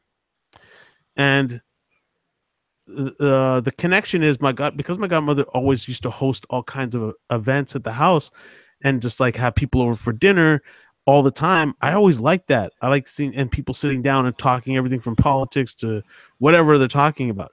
So I used to sit like kind of around the way and just soak it all in. So that's kind of starts my whole social thing, right? Me being able to talk to people and walk in a room, and it's really because of her, right? That's something I took from Rose. Like she's the person who starts the party and calls everybody, and you know what I mean? Nice. Everybody needs a Rose. Right. So then I get to Ottawa, like I said, and then I start listening to all this music, and I'm like, man, I want these records. So I start buying a few records here and there. My mom was dating somebody who was a DJ, a really good DJ. Mikey, I can never forget him. He's a really nice guy, still alive. One of the coolest dudes I ever met, and had like a full-on Jamaican, like full-on sound system. He used to roll with a van. You know what I mean? Wow. Oh, I do know. Yeah. So you know, you know, of all people, you know, we'll get into that later. And so I he did a house party for my mom for her birthday, and it was like, you know, the Sean Paul video where the man them is burnt banging on the furnace. Well, this is the predecessor, because anybody who's Caribbean knows, like, for my American friends, if you grew up in Canada and your gatherings weren't about club stuff, it was about house parties. It's about people getting together with food, and somebody has a sound system or a set, and you're playing those basement parties. That Absolutely. is the culture. Absolutely. And I grew up with that, and I fell in love with it overnight. It happened once, and I already knew that I loved music because I had 45s from when I was, you know, young, but I really started concentrating on music when I was 11, and those basement parties and all those little things changed my life, because I was like, I love how people react when this guy plays a record. This is crazy. And the sound system, and you know what I mean? Like the whole sound system culture. And I didn't realize that was also because of my uncle. When I was growing up in Toronto, Uncle Ben had the best record collection, and he had the dopest car with the flyest system that played reggae dub. Like, no lyrics, just subwoofer pushing on your back. I don't know anything else other than that culture. So so levels of that. There's a picture of me with my on a DJ set somewhere. Actually, I have to pull it out. We'll use that as the cover frame. That'll be good. It'll be good. It's of me sitting at a deck at 7 years old with my hand on the needle on a full DJ sound system. Wow, coffin and everything. Fam. Wow. So I really start getting into it. And from the minute that I start liking it, I start bumping into other guys who are into hip hop. Crazy. And one of those people is Greg's People. Yeah. And one of those other people is Mike Miller, who is the first guy that I heard in the area that was a music guy. And the way I knew Mike Miller was Aretha, her brother. Aretha was his sister. Was his sister. I used to go to the church that we went to. And because, again, the association with the only few black people on the block, and my boy Devon, and he was into music, and his dad got a set. And I met Mikey because he didn't go to the church like we did, but her mom and Aretha and her sister all went to the church. And I went over to their house, and he's got a set. And I'm like, it just keeps piling up. I mean, I see sound system culture in the basement. I see how people react. This guy down the street's got the dopest system, and he's one of the dope DJs in town. Mike Miller was the guy. He's the one who taught me how to, like, go back and forth on turntables. Right? Wow. I didn't know. I knew how to, like, select records. I was always into doing all that stuff. And then I meet this guy named Benjamin. I don't even know how we met. I have no idea. But again, breakdancing is in now. Okay. Yep. So I'm practicing my basement with my bros. And they have this jam in the park in Ottawa. And it's at Confederation Square. And there was, you know, it's the only place where we could actually hear our music. That's not our parents' music. That's not Reggae in the Fields. That's not, and it's all the African Bambaataa stuff that I'm hearing on the Groove, right? All that electro stuff. Yep. It's only radio, and it's only 1 hour every week. We go to this place on a Sunday in the afternoon, and there's a sound system and a DJ. And it's Mike Miller, and it's DJ Rude Boy, early Rude Boy, and it's all those guys from and Bunny Weeks. Bunny Weeks, legend. Again, it just keeps compounding, right? I already know what I'm aspiring to. I'm already inspired by all these guys, the breakdancers. This other kid I meet, Darren Joseph, who later goes on to become like a football dude and whatever. He's a bad ass breakdancer. These Filipino kids who live on my block that I didn't know who are into popping and locking. It all starts to come together. So we start collecting records to breakdance, not to DJ, to buy records to whatever. Okay, so what was the one jam that you used to show off and demonstrate your craft? Oh, Jam on It. Yeah. Hands down. Nucleus. Like, and that was the baddest. And I loved a lot of other records, but I can tell, like, I got goosebumps right now. I can tell you right now, there's something about the way that record starts that's like it's like the national calling to the dance floor, right? And I love all the electro early stuff, but that record is special. If anybody wants to just put in your car and listen on a good system, you understand why Jam on It by Nucleus is like the national jamming anthem, as I like to call it. I always say it all the time. So that record, every time those guys would play it, you lose your mind. Tour de France was like another one. Before they even used it in Beat Street, we're like, yo, when I heard it was it Beat Street? No, not Beat Street. Breaking, Electric Boogaloo, whatever. And they played it in that. You were like, because it was already on a K-Tel record. K-Tel used to put those compilations out. And I'm taking it back. Anyways, so to kind of get into the DJ thing, why I started to get into the music thing like that was I go back to my mom's then boyfriend Mikey. He had tons of records, and I would beg him for records. And the first record that he gave me, the first two records he gave me the a New Edition album, and he gave me Juicy Fruit. Oh, juicy! and I played that record till it dead, and then I started getting other records. That's when I'm in the States now. Now I'm already dialed in.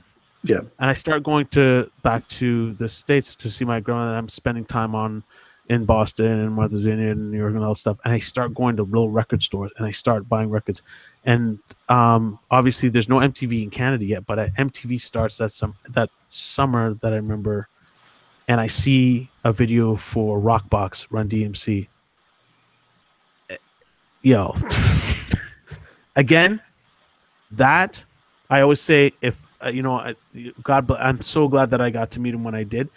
But Jam Master Jay made me want to become a DJ. Like, I always wanted to be in the music thing because I always thought, oh, okay, I break dance, whatever, collect music, whatever. But I never thought about DJing until I saw Jam Master Jay.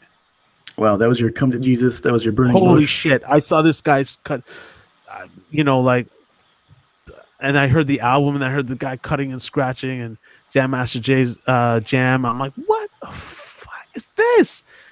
It was better than, because everything else was like to the store and disco, and and it was like I wasn't even listening to that stuff. Like, they were playing it on the groove every once in a while, but I wasn't really down with that. When they dropped that album, I started collecting records like any chance that I got. I was begging for 2015. I would fast forward. I would skip food for records. You know what I mean? Yeah. So, now, and you get to high school and you start, I start hanging out with a bunch of guys who were B-boys or junior high and start getting into B-boy stuff. And, you start finding people around this because you can move now, right? You're mobile. You can, and then, you're broke.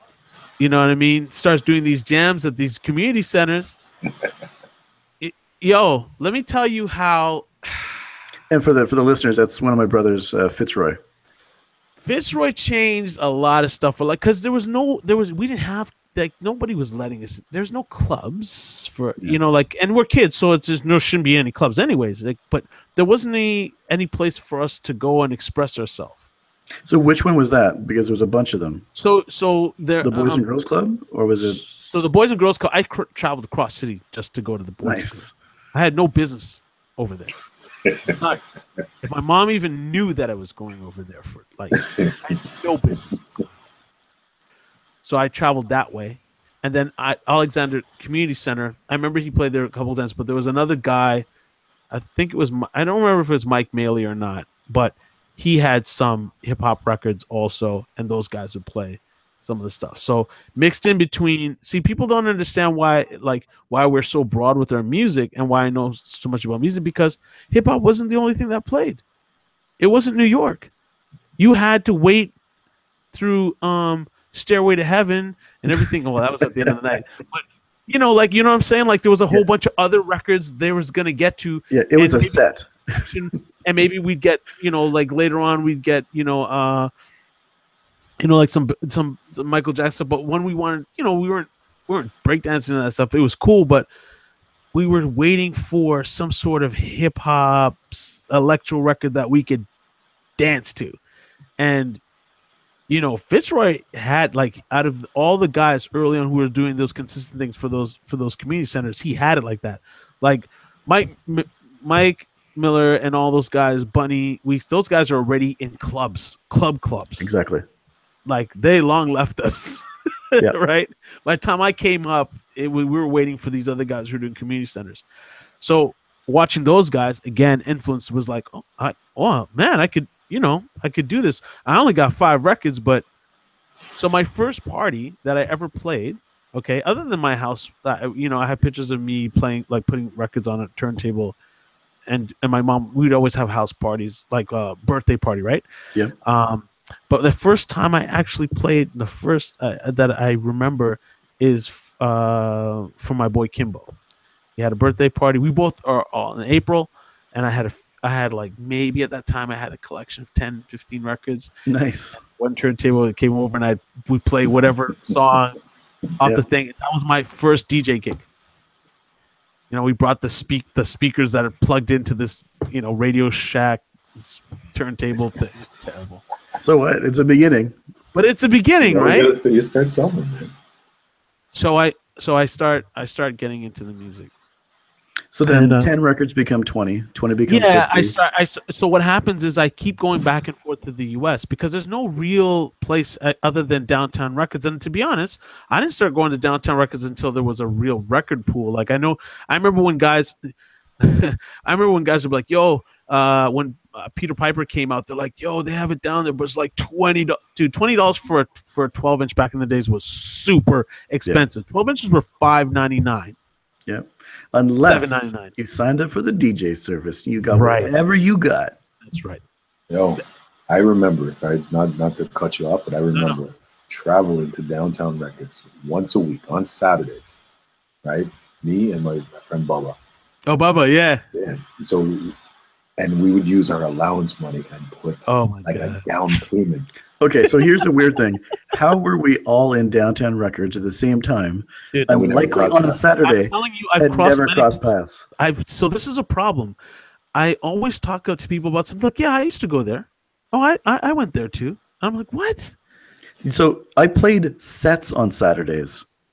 So Fitcher would go pick up his, he'd either trade in from Bunny's stash, trade in from his own stash. Where did he get his records, man? Because it wasn't from just there. Like Bunny was going back and forth to Syracuse. And he was also going primarily Syracuse, actually. But so on Saturdays, so Fitz would go down. We have to do something. And by the way, not to get into me stuff, but Fitzroy is my next oldest brother. So I'm the youngest brother. He's the next youngest. But so I would be what time? What were we then? Like 14, 13, 7? Grade 7. Had to be. Yeah. So we would have been in grade 7, and I couldn't go far because we were either in the hood or in Barhaven when we got a little bit older. Except if I was a Fitzroy, I can go anywhere for as long as I wanted, any time of day, any time of night. You're good. So I was Fitz to do anything, and I don't care. I'd get like flashes of boobs. I get like Chinese food. I get whatever, and then I'd get to be able to do all the hookup. So we'd empty the van, and I would do all hookup, and he'd go like talk to people, and then it'd be done. He'd come and check it. I always get something wrong. Some fucking cable from one of the things went wrong, and he'd always find a way to give me a slap on the back of the head, and then he'd play, and then he would. Then stop and give me a set so we can go and talk to a girl, grab a drinks. But at Downtown Records, when he would pick up the DJ service records for that week, he would also trade some in, and he'd always want to check a few out and see before he fit something into his set. He'd check. All right, let me check out this. Roxanne Shante just came out. Let me just let me see how I fit this into my. What was the set that he had? So, anyways, he has a pretty diverse set of music because he'd have to play crowds. Yeah, and I would get a set. So imagine we are all around the same age. I might have been wearing a silver shirt and a bolo. I don't know. But I would have been playing a set on a Saturday. How didn't we bump in? Dude, it's because you were right. I don't know how I don't know you from that, because I went to a lot of those things. We all went to the same place. Yeah, we did. And look, the community was small. I don't think I can explain to people how small is small. Yeah. I mean, there's only, if there was 2 parties, if there was 4 parties, every one of them. There's only certain things that were going on. The network was, yo, I hear so and so is having a thing. Okay, cool. I'll meet you there or whatever. I'll take the bus to wherever. You know what I mean? Like, if the bus got there, you could get there. If it didn't, ain't nobody taking no car. There's no car. Nobody picking you up. We don't have them. Our parents aren't dropping us nowhere. See, that's the difference. If Fitz was there or if Bunny was there, you had wheels. I would just sit in the back. Don't talk to her. Just sit there, because there'd always be a next piece, and just not allowed to just. But I have to say something. And how are you? Good evening.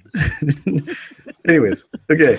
So you went from loving music, going downtown records, going from 5 records to 10 to 20 to 30, probably being the guy making like the mixtapes for his friends. How did that become what you do now?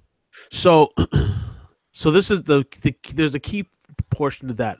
I meet Benjamin, and I don't realize that Benjamin is into DJing, and he's getting his records from Buffalo.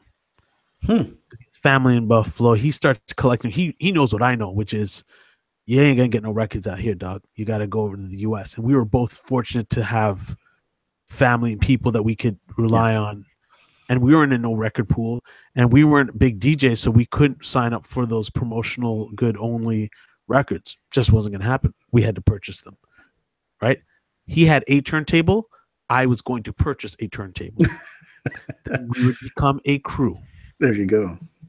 So he has a early technique something that you literally it's belt. There's a difference between belt drive and was that the all black 545 or something like that? Yeah, so it's before the direct drive. It's a belt drive, but it has a little spool that you can put to turn the speed a little bit. There's no major pitch at that point, and the needles would break all the time if you're not careful. So we couldn't afford it. So we were really light with. There was no scratching on that thing, by the way. Yeah.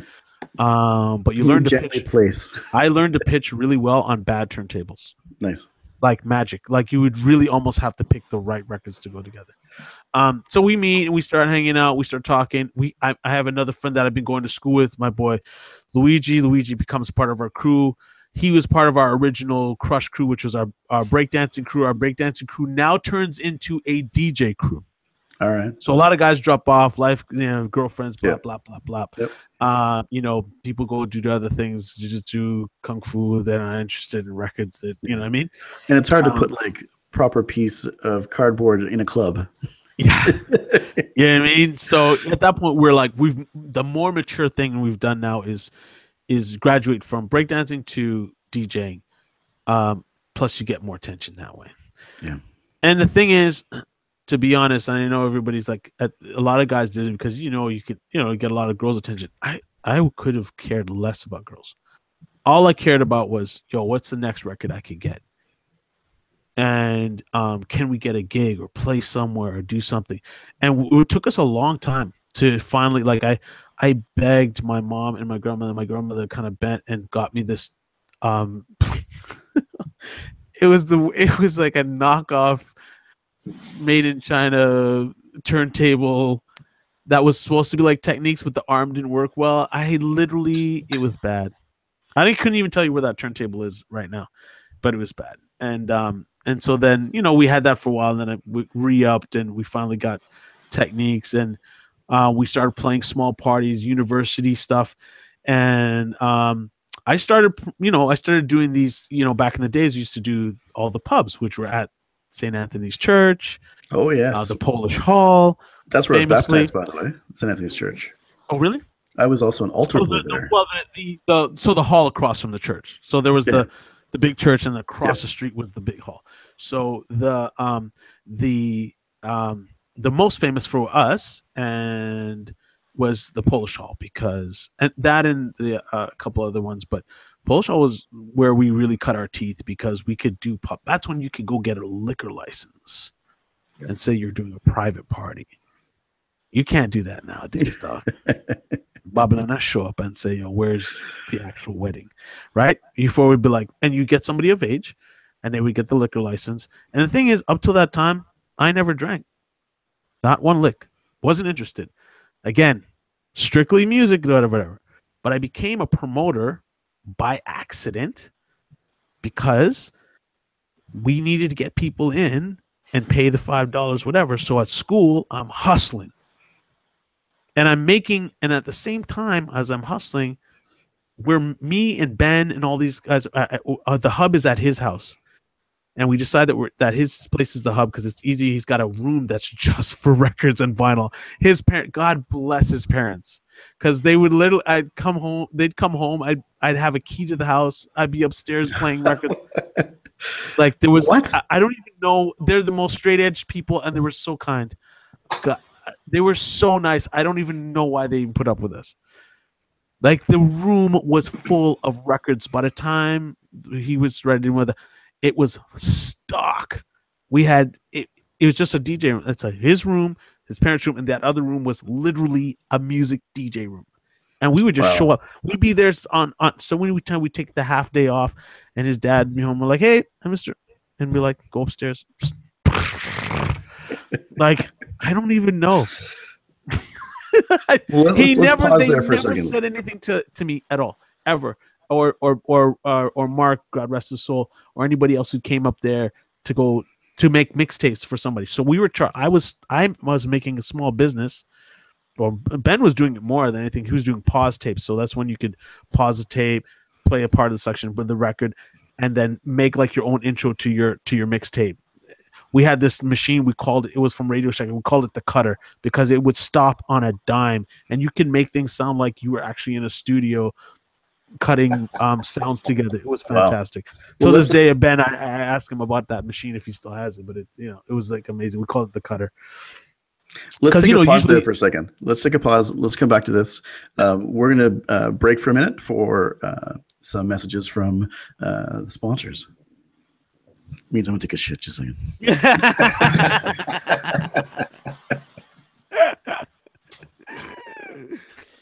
Yo, I'm like walking down memory lane in my head, and everything's just becoming so vivid right now. I can't believe we're talking about Downtown Rex, because me and Bubba. So by that time, grade 6, 7, 8. So I met Bubba in grade 6. Right. So it's grade 7 and grade 8. Right. We would take the bus so I was living at Paulson, where my parents are now, and we would take the 86. Oh yeah, because take Lambton Maryville. Right. All the guy, it would take literally, if it wasn't an hour and 15 minutes. That's a long ride. Right? And then you get off at the Rito Center. There was no bus that went down Dalhousie, so you're walking. You're walking down Dalhousie. Walking all the way down Dalhousie. So that's 15 minutes on top of the time you spent on the bus. And then my mom would put me on like curfew. Be home at this time. Yeah.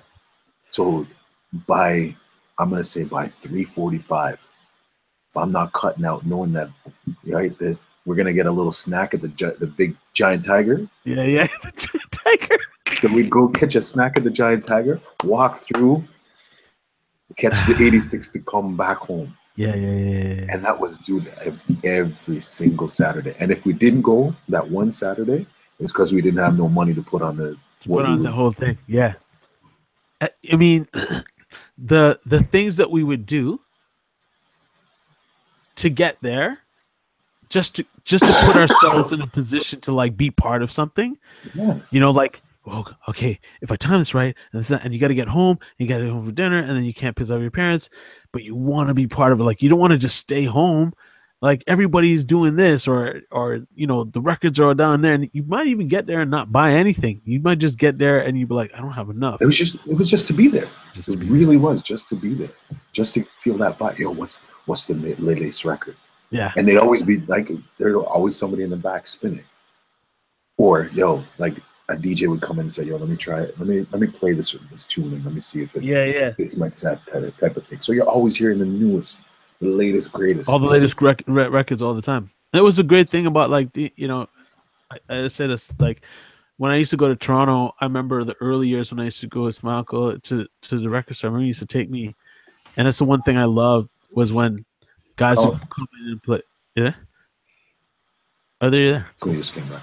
I was just saying that we were talking about Dwayne was talking about how long it would take him to get all the way downtown to take the 86 and forever on the bus, and then to have to walk because there was no bus from the Rideau Center to go down to Dalhousie. It's another 15 minutes walk, and then you have to make your decision, and then you got to get back home before your parents say, yo, I got to be home at a certain time. Like, that's what you would do to be part of something, right?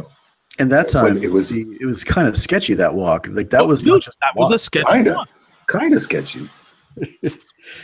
I think it's you know, like the whole. I remember prostitutes. I didn't know there was prostitutes in Ottawa until I walked down that street at a certain amount of time. Like, I was getting older. I was like, one day I was down there like with clothes in the evening, and I just seen these girls standing on the corner off of Dalhousie. I'm like, what are they standing around for? Skirt kind of shot still. It's cold out here. Yeah, and they had that restaurant like Mellows or whatever. Mellows, which is where all the pimps and all the pimps and things hang out. Anyways, that corner actually where Downtown Records was across the street from where most of the girls would stand. Yes, and there were sometimes it was so packed in there, and because I wasn't buying anything, I was just carrying bags. Yeah. Fitz his lisp was heavy at that point. He's like, "Be safe, just stand out here." And I just stand outside and just wait and just watch all the stuff. It's just so innocently. You know, I didn't have a care in the world, didn't care for my safety. Yep. I had his old coat, so it was warm. Didn't really fit. I had a bolo probably. The magic curl juice in the hair was thick. Magic curl juice. Sport time. We gotta bring back the bolo time, man. We gotta bring back the bolo. It doesn't. I don't know. The neck. You can make it fit, man. It'll just be all short up on it. It'd be like a choker. Yeah. Okay. Yeah. All right. Okay. So this is someone who found his way into promoting, but something you're not talking about. I mean, because you're, just I'd say bashful, but you're not. To go from DJ to promoter meant you had to be able to have more than just talking to adult skills. You had to have some kind of something. And at that point, you were getting a bit of a reputation as a ladies' man. Talk a little bit about that. You know what's funny about that? I think people think that came on early, and I'm genuine about this. I didn't care about girls in general at all until I was like 17, 18. I was the last of the crew. Interesting. Okay. And I'll be honest with you, I didn't care. Now was that the allure though? That apocalypse situation. That is what we want to talk about. Right? So you start to realize that you have, it's not even power. It's just a matter of, wow, like people love this music and they love what you do. And then I have gift the gab. I'm the first one to tell you. Yeah, I mean, I have no. Look, I'm an average dude. I'm not looking like Tyson Beckford or anything. I'm an average, simple guy. But if I want to convince you of something, and I feel like you're going to miss out on something, and I feel like once you get there or whatever destination I'm selling you on, you're not going to be unhappy, right? I live that code. If I think that it's going to be that good, then it's going to be that good. So if I tell you that this thing is going to be that good, the party we're going to, whatever, that's what it's going to be. If I tell you you're going to go out with me, that if you come out with me, you're going to have a good time, I'm going to make sure that you have a good time. I'm going to try and not fail, right? You don't always win, but if you go in with the mindset that you're always going to try and do your best to impress, you'll come out winning. And that's all you can do. That's why it pisses me off when I hear about these guys forcing themselves on girls. It weirds me out. Because I was always afraid, right? Especially as a person who's of color, that Bobby, I'm gonna come pick you up. Like, you'd always hear stories, right? And so I walked a very, very easy line with that whole thing. But I was like, if I'm gonna talk to you and be nice to you and say, yo, man, it'd be great if we go out, I'm gonna show you a good time. That's my reputation. Absolutely. Nice.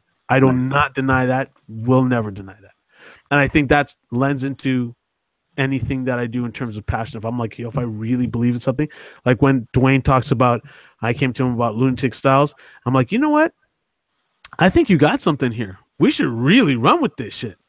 And I start getting all hype about it because the way he approached me, his hustler mentality was easy, and mine was like, yo, let's burn down this place and show them what's up. You know what I mean? Like, we're gonna take over the world. Like, let's do this. Let's put this thing together. Like, that's so I'm gonna sidebar.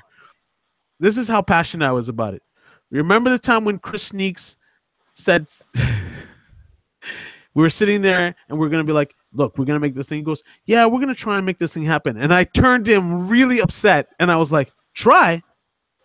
Like, on some Yoda shit. Try?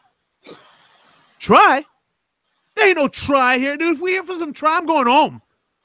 We ain't doing try here. We doing do. We going to make this happen. He looked like he was shook. He was shook. Now, for benefit of others, he thought I was going to fight him because we all came there. We had been working on this thing, and he going to talk to me about try, and I was upset, bro. I was like, dude, I don't come to try, eh? I live in an environment where nobody wanted to let us in clubs. Nobody wanted to play hip hop. Nobody wanted to even give us an opportunity. Some kids from around the way who don't know nothing. You know what I mean? Like, this no thing doesn't really jive with me very well. You know what I mean? I'd rather step back and say, okay, cool, didn't work out. Let's try again, something else. That's where that comes from, right? Like, so that when I started becoming a promoter, I don't even know what I'm doing marketing wise. I don't even know I'm doing branding till I'm doing branding. And that comes after when I start playing the first, actually, I got to give up to Shezzy. Shezzy is the first dude who gave me and Benjamin, like, this is after we've already played a lot of high schools. We've built a name for ourselves. We're building our brand, right? Yeah. Without realizing it, we are building our brand. We do high school parties. We do house parties. We do pubs. We're doing the university Tuesday offset things. We're playing everything from OMD to like the real hip hop stuff and R&B stuff that nobody else is playing. We're going to Toronto. I'm picking up records at all the famous Toronto shops. Played a record, this, that, the other thing. Going to Eglinton West to go pick up 45s. Like, I'm literally making the effort to make this thing happen. And then I realize I start emceeing, like, just to kind of get people hype. And I realize how much power I have over people to make them shift the room. And my idol at the time for that whole thing is Chuck D. Because I feel like when you hear Chuck D speak, you listen. So I mimicked my whole, and everybody's like, oh, well, sometimes I hear you sound like Funk Master Flex. I'm like, no. My force, maybe that's just how I sound, but I'm like, my force or understanding of getting people's attention is from Chuck D. My mom can tell you about us traveling to New York, and God bless her soul again, my mom is the greatest for letting me play Public Enemy's first album in the car. I don't know if she wanted to, I don't know how she didn't punch me in my lip and told me to take that thing out of the deck, but she just let me play music. You know what I mean? Like, And that was my dude, man. Like so all those little things start influencing me, and I realize, oh, you have power if you can do like this, and you can move people to do this or whatever, and hype up the music that much more, people will pay attention. And I realized that when I go to promote something, I was promoting stuff, and I was already branding myself in a way, and I didn't realize it. So I'm already learning to market. I'm learning the art of branding, all through just a passion that I love, by no other means. And because of my godparents. Every summer I'm going back to Martha's Vineyard, and I don't want to get into all of that, but I run into a lot of really interesting people, and we do a lot of really cool events, and I start to see how things really work, how people attract to certain things. So I start applying that to when I go home. The biggest thing that happens that changes it for me when I stop DJing and start promoting more is I go to Caravana one year, and I go to this they had a conference, a hip hop conference. They don't do it anymore. But it was the year that they called it Americabana. That was the year that Puffy had a float and Shaq had a float. Like there was more hip hop than there was soca. And that's when the association was like, not next year, buddy. Not next year. But I run into this guy. I'm totally inspired by a few guys. Buddha Sess and Super Mario, who are the guys who were behind Bad Boys street team stuff in New York. And I'm like, these guys are really doing it. So I had this conversation with... Wait, what does that mean? Do they have proper collateral? Do they get what they're handing out is on point? Everybody Google Bad Boy Big Mac. They did this thing on Craig Mack, right? Right. They created a McDonald's looking like box, and it's a Big Mac box, and it says it's to promote the Notorious B.I.G. Album and the Craig Mack album. So Big Mac. Wow. And there's the tape in between the two buns. Yep. That was amazing to me. But what these guys did while they were in Toronto was outstanding. There was posters everywhere. Street team things was starting. Like I didn't understand how strong you can influence people by just running around and plastering stuff everywhere. Before we would just copy some stuff, call some people, maybe, like we didn't call a lot of people. There's no email back then. You just reached out to your network and you try to get people to come to the party and you hand out flyers. This is before cell phones. So when you say call someone, that means, your mom's picking up the phone. I had a phone book. I used to have a really... You're still about the phone. Come on, the phone. We need the phone. My mom would be like, yo, how long are you going to sit on the phone calling people? You're calling people for... Like, it was on that thing. Like, we laugh now. She's like, oh, I'm so proud of him. But before, it was like, come on, the phone. Anyways. So I realized I can cut down half the work and get more people. So if I do, I started doing crazy math, like do 10,000 flyers, get 1,000 people. Like I used to say that. I don't know if that's true or not. I just said that just because I knew that it's the larger, 10% rule. The more you spread out and the more places that you hit, the more likely you're going to catch fish. So, you know what I mean? So that's when we start. I go back home and I'm inspired. I go back and I see, at this point, I'm starting to do stuff with Mace. I meet Mace. This dude, he comes into town. I was like, yo, this guy's a dope DJ. Like, we should do some parties together. I did have a moment though when I was kind of pissed off at the industry. I grew like a terrible Rich Neeks can't grow over a beard moment, and went into a dark place and like, I don't want to be this anymore. And then then my friend was like, yo, snap your shit out of it. You're good at this. Let's go. So I kind of jumped back into it. I think you have those moments, right? Absolutely. That actually made me learn that I realized that it was because I was upset because of money stuff. I was like, oh, we could be making, and I realized I was focusing too much on the money and not the creativity part, which brings you the money if you do something really, really well. And when Ben went his way doing his thing, I started working with Mace, and because he's such a fluid, fantastic DJ, I also met Kane before that, I and Kane were playing stuff, and Kane wasn't. People don't know. People don't know. People think that Kane was playing reggae this whole time. Kane was a hip hop straight up DJ. He was schooling me. He had like every Source magazine nameable under his bed. He had like Nation of Islam tapes. He was like into the culture. He's a white dude who's in the culture, and if you walk by him, you won't even know it. So that tells you this is not about the race. It's about the feeling. It's about the culture, and he was in. Right, and that's how we became friends. We used to drive to Toronto and start buying 45s, and that's how he started getting into. And when this guy DJ, he just almost like anything he touches is magic. Yo, so I meet him. Any party. I meet him. I run into Mace. We start making magic. Like it's like once again, everything lightning in a bottle just happens all at once. We all come together. We start doing these party things, whatever, and.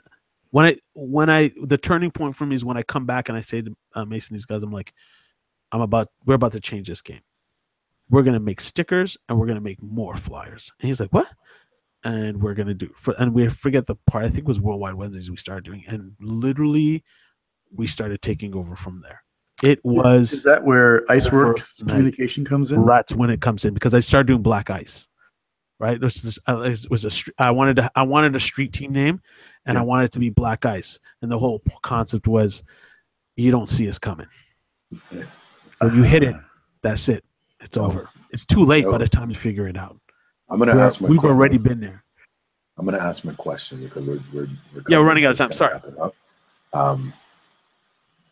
What's the accomplishment that you're most proud of? God, I don't know. There's a lot. I mean, I think one of the things is for me is a personal thing. So it's like my accomplishment would be that I've been able to continually evolve myself in a changing environment. I went from breakdancing, DJing, promoting, emceeing, promoting, and then to branding, and then fashion, learning. Don't forget fashion. And fashion, right? Like I keep trying to evolve myself, but I think that I've come to the point now where I think I'm able to help people, like when they ask me questions about things, and that they get a great result. And I think that's the greatest accomplishment for me personally, when somebody does something really well and I help them with it or open some doors for people. I realize my calling, right? It's not to be the best from, it's like to mentor, to be of service, to open doors. I know that. And people ask me what I do, I'm like, I connect the dots. That's my whole business oath, is I connect the dots. I make sure people get together or put together situations together. But one of my better accomplishments when I did the stuff that I did with those guys from Salou, I think that was amazing because I got with some really cool people and we did some stuff that like we didn't get to fully form, but it was there. There was some really good stuff there. But I think just all the stuff and the groundwork that we left for a lot of guys, especially in Ottawa, when there was no scene, when guys didn't take things to the next level, you know, the stuff that we did that seemed really impossible. We did the last thing I'll say. We did a party that we did for our caravan when they finally let us do a caravana in Ottawa to walk, you know, down on the what do you call it? Where's it? Eglinton? Is it Elgin? Elgin Street, the main street. It went down Elgin Street. Yeah. So we had a float, and I don't know what happened. For some reason, nobody was following our float, and I was with Delfino, and we're on the float, and I'm like, yo, and there's nobody following our float, and the float in front of us is shrimp. Like it's moss. People are just going crazy, and this is the beginning of the float ride. And I'm like, and I very rare do I ever get, you know, when you get so nervous, you're like, you almost just want to leave. Like you're so embarrassed. I was like so nervous.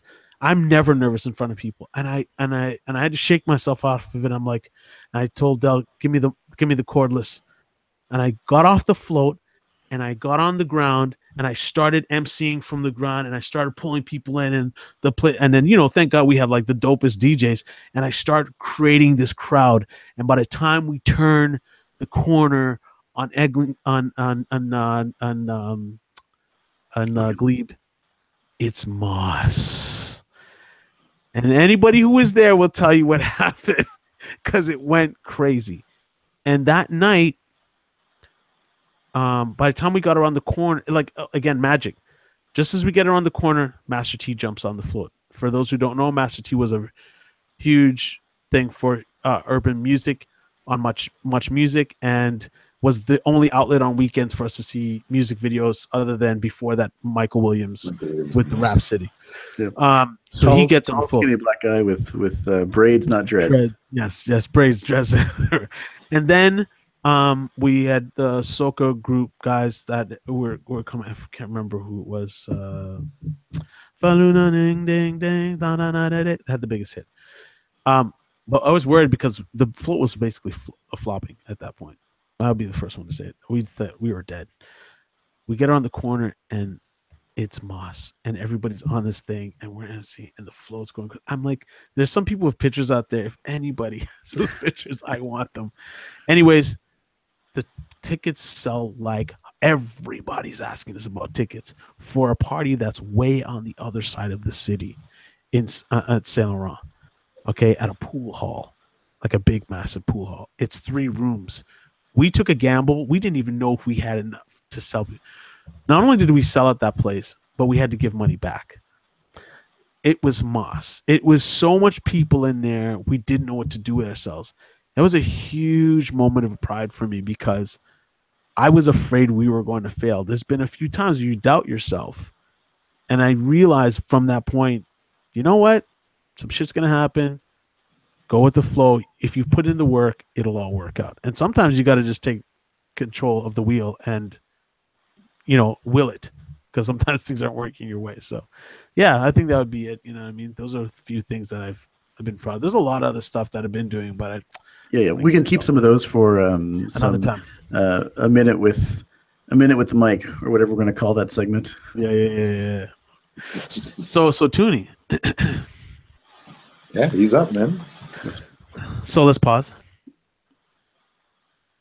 And there we go. All right. So, does Dwayne have me, or do you have me, or tag team? I'm gonna introduce, but I'm gonna let Dwayne because you guys got bench and Bati years on me. So pause. I'll insert what I got to insert whenever. Yeah, there you go. We got our man Greg Fields, who is, among things, a really deep mind thinker, a entrepreneur, a father twice over, which is pretty amazing and tiring. But man, I don't even know where to start, Greg. I don't even remember how he met you. But Greg, tell me, first of all, where you grew up. And what's kind of brought you to where you are now? That's a broad question, but let me just shorten it. Where you grew up and what it is that you're doing now, and then we'll get into the other stuff. Yeah. I can handle broad. The more people I talk to, it turns out that my story is less abnormal than I would have thought it had been when I was younger. Right. It's a traditional, actually Caribbean story in that it's a bit of a community. So my biological parents, my father is from Barbados. My mother is French Canadian. But my sister and I were adopted by a Jamaican family when we were younger and raised in Ottawa. At one point, I had apparently 2 birth certificates. But I'm pretty sure it was Ottawa. This is a movie right now. I'm pretty sure it's Ottawa. So, so single mom, raising 8 kids. And there was 8 of you. Why did I think there was like 5? There was 8 of you. Yeah, and they're all almost in pairs. You were saying about you and your brothers, and then actually Dwayne is, everybody's got this. So. Those 2 were one dad. Those 2 were next dad. These two were adopted. This was a late in life. That was post-tornado going back to Jamaica, finding literally in a box. That's another story. But yeah, huge family. And Story of the Caribbean. Yeah. And even though there's no dad in the house, there was like not just implicit, but explicitly, any brother or sister could box the other brother or sister in the back of the head with something stupid. Any family, any like friend of family. So we grew up in Du Maurier, in the hood area of the Ottawa West End.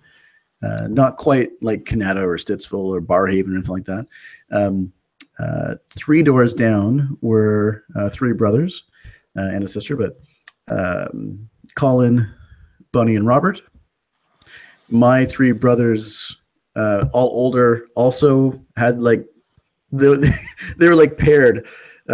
Dennis and Robert, Devin and Colin, and then Colin and Bunny and Fitzroy, like just steps behind. And as I mentioned earlier,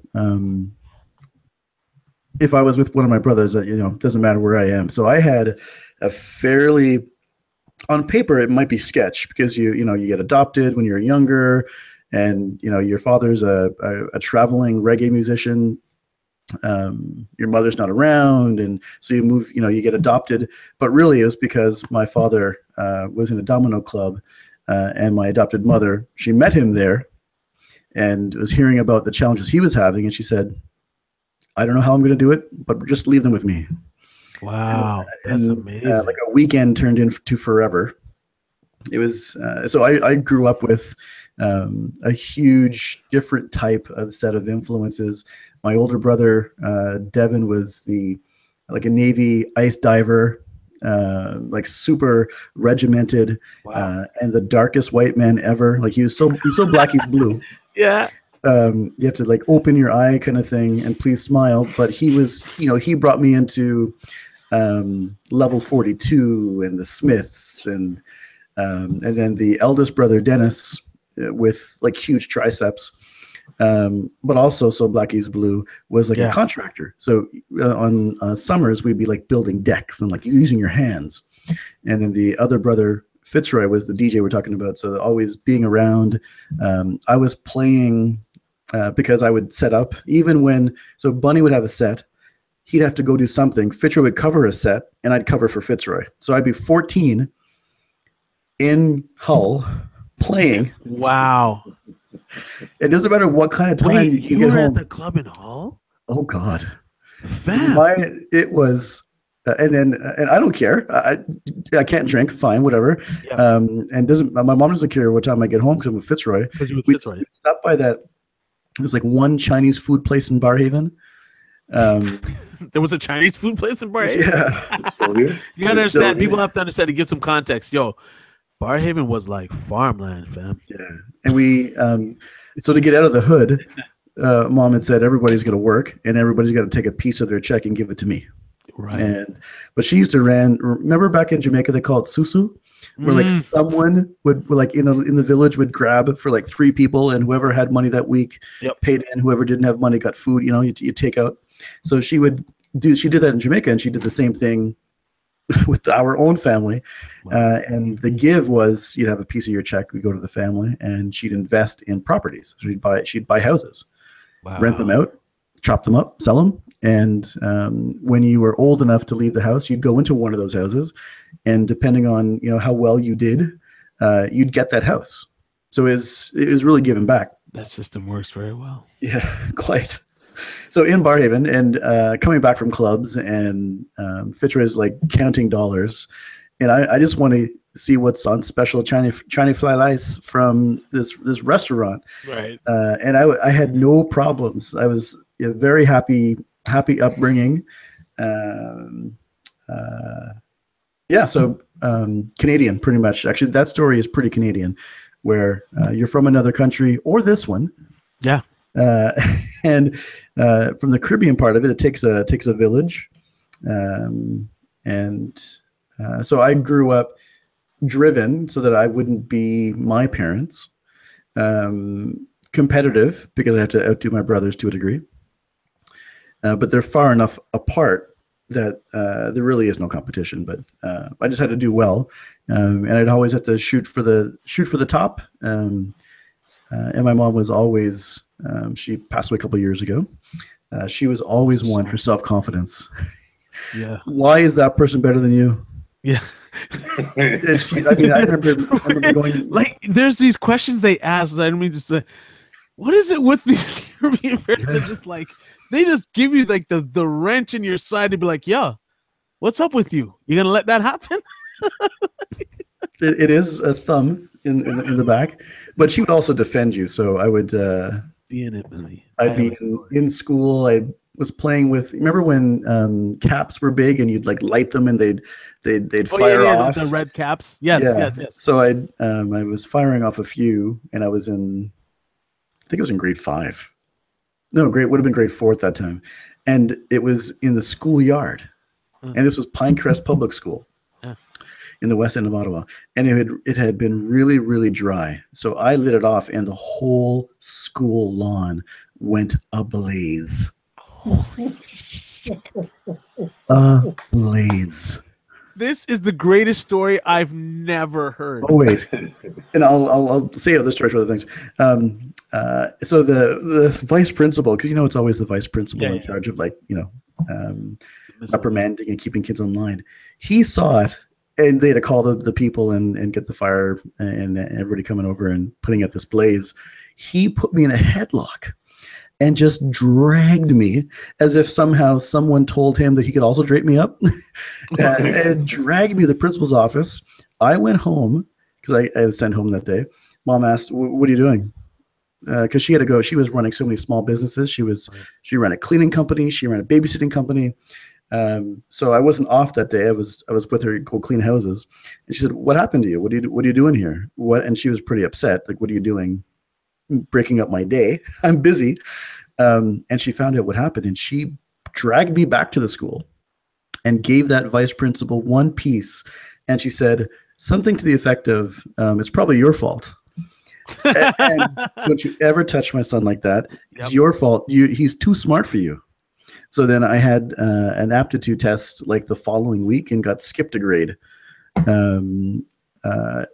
So that kind of upbringing. So while she kept you thinking about going beyond what you think are your limits, she'd also make sure that wherever she could, she'd move people out of your way. And that she'd make sure that Fitzroy or Devin or Dennis or my bigger sister Merlene or my sister Krista or something would also be looking out for me. So it's as if I had like this backup where your family's taking care of it, and if you're around and you see someone else of color, they probably know Fitzroy and they watch out for Fitz's little brother. And because I look nothing like them, they just say, "Well, look out for Fitz's little something." And I had a pretty blessed upbringing, which I take to today even, where I think I owe my confidence to my mom, and actually playing sports at a young age and finding success, I think also is a great way to instill confidence in an individual. But yeah, that's me. Grew up fairly traditional, untraditional Canadian upbringing, where now I lead a division of a software company as an executive, trying to make artificial intelligence applicable to people. So it's interesting world, and I've had a lot of fun. It's pretty good. I have a question for Greg. Yeah, I was gonna say there's gonna be some juice in here somewhere. Come on. No. I'm not gonna start with the juice. I'll keep it. Keep the people learning. Keep the people learning. Yeah. So, what would you consider is your superpower?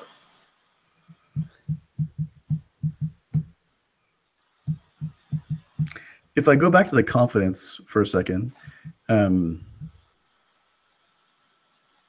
if you think of Lunatic Styles as an example, we were thinking, our parents instilled in us, why can't your thing be better? So of course we say, Varney, how come Varney can do it? I can do it. Yeah. And there's something I don't know that it's always intentional, and sometimes it's actually quite frustrating for my friends and my family. But sometimes I take things like 7 levels further. No, true story. Yeah, but that's so. So I'll give you an example for Lunatic Styles. We were talking about early days, and remember, Dwayne, I was like, you know what? We should take this design and license it. Oh, I remember this. Hey, hold on. I want to do quotes, and I want to do, let's keep it. Let's grow. Let's walk before we run. And I wanted to talk to Reebok. I wanted to talk to Reebok and find a way, because this is like pre Lululemon for the I remember. I want to talk to Reebok because they need, and they have an acquisition strategy. They need brands, not hot brands necessarily, but brands that are closer to the people that buy them. And they're a sports brand, but they could be more. And this is before like Under Armour and all these other kind of brands. But I was thinking, why don't we license it? Because it would minimize our focus to just the design, and perhaps we can get some funding for it, and we can be big man. And so I think that's, I don't know. I think it's kind of a little braggy, boastful to say superpower, but taking the confidence to know, well, let's just not stop there. What if we went like 5 steps further? What would that be like? And why don't we think about it? And the answer could be, it's stupid and we can't do it, but why not start there as opposed to starting, why not fly? Why do you have to crawl? Yeah. No, why not just fly? This is true to you. Just as a side note for that, I would say that absolutely is your, it's not even a braggadocious thing. It is what it is. You hear something, and because we're all in a room, you're automatically doing the calculations in your head of, how can we scale this? Like even before we even think about what it actually, how do we scale? Even before it is what it like. We haven't even finished the paperwork, and you're already like, how do we scale this thing to be? How do we go global? Walmart. How do we go global tomorrow? But that push, like, so that's the beauty of you, like as a person, which is going to lead to my question, which was, you have this ability to see things on a larger scale. And I guess maybe you kind of answer the question, but you tend to not have any fear in the failure end of it. Is that a thing for you, or do you fear the failure? I'm sure I do. But trying something and not working isn't failure. That's just learning. That's not failure.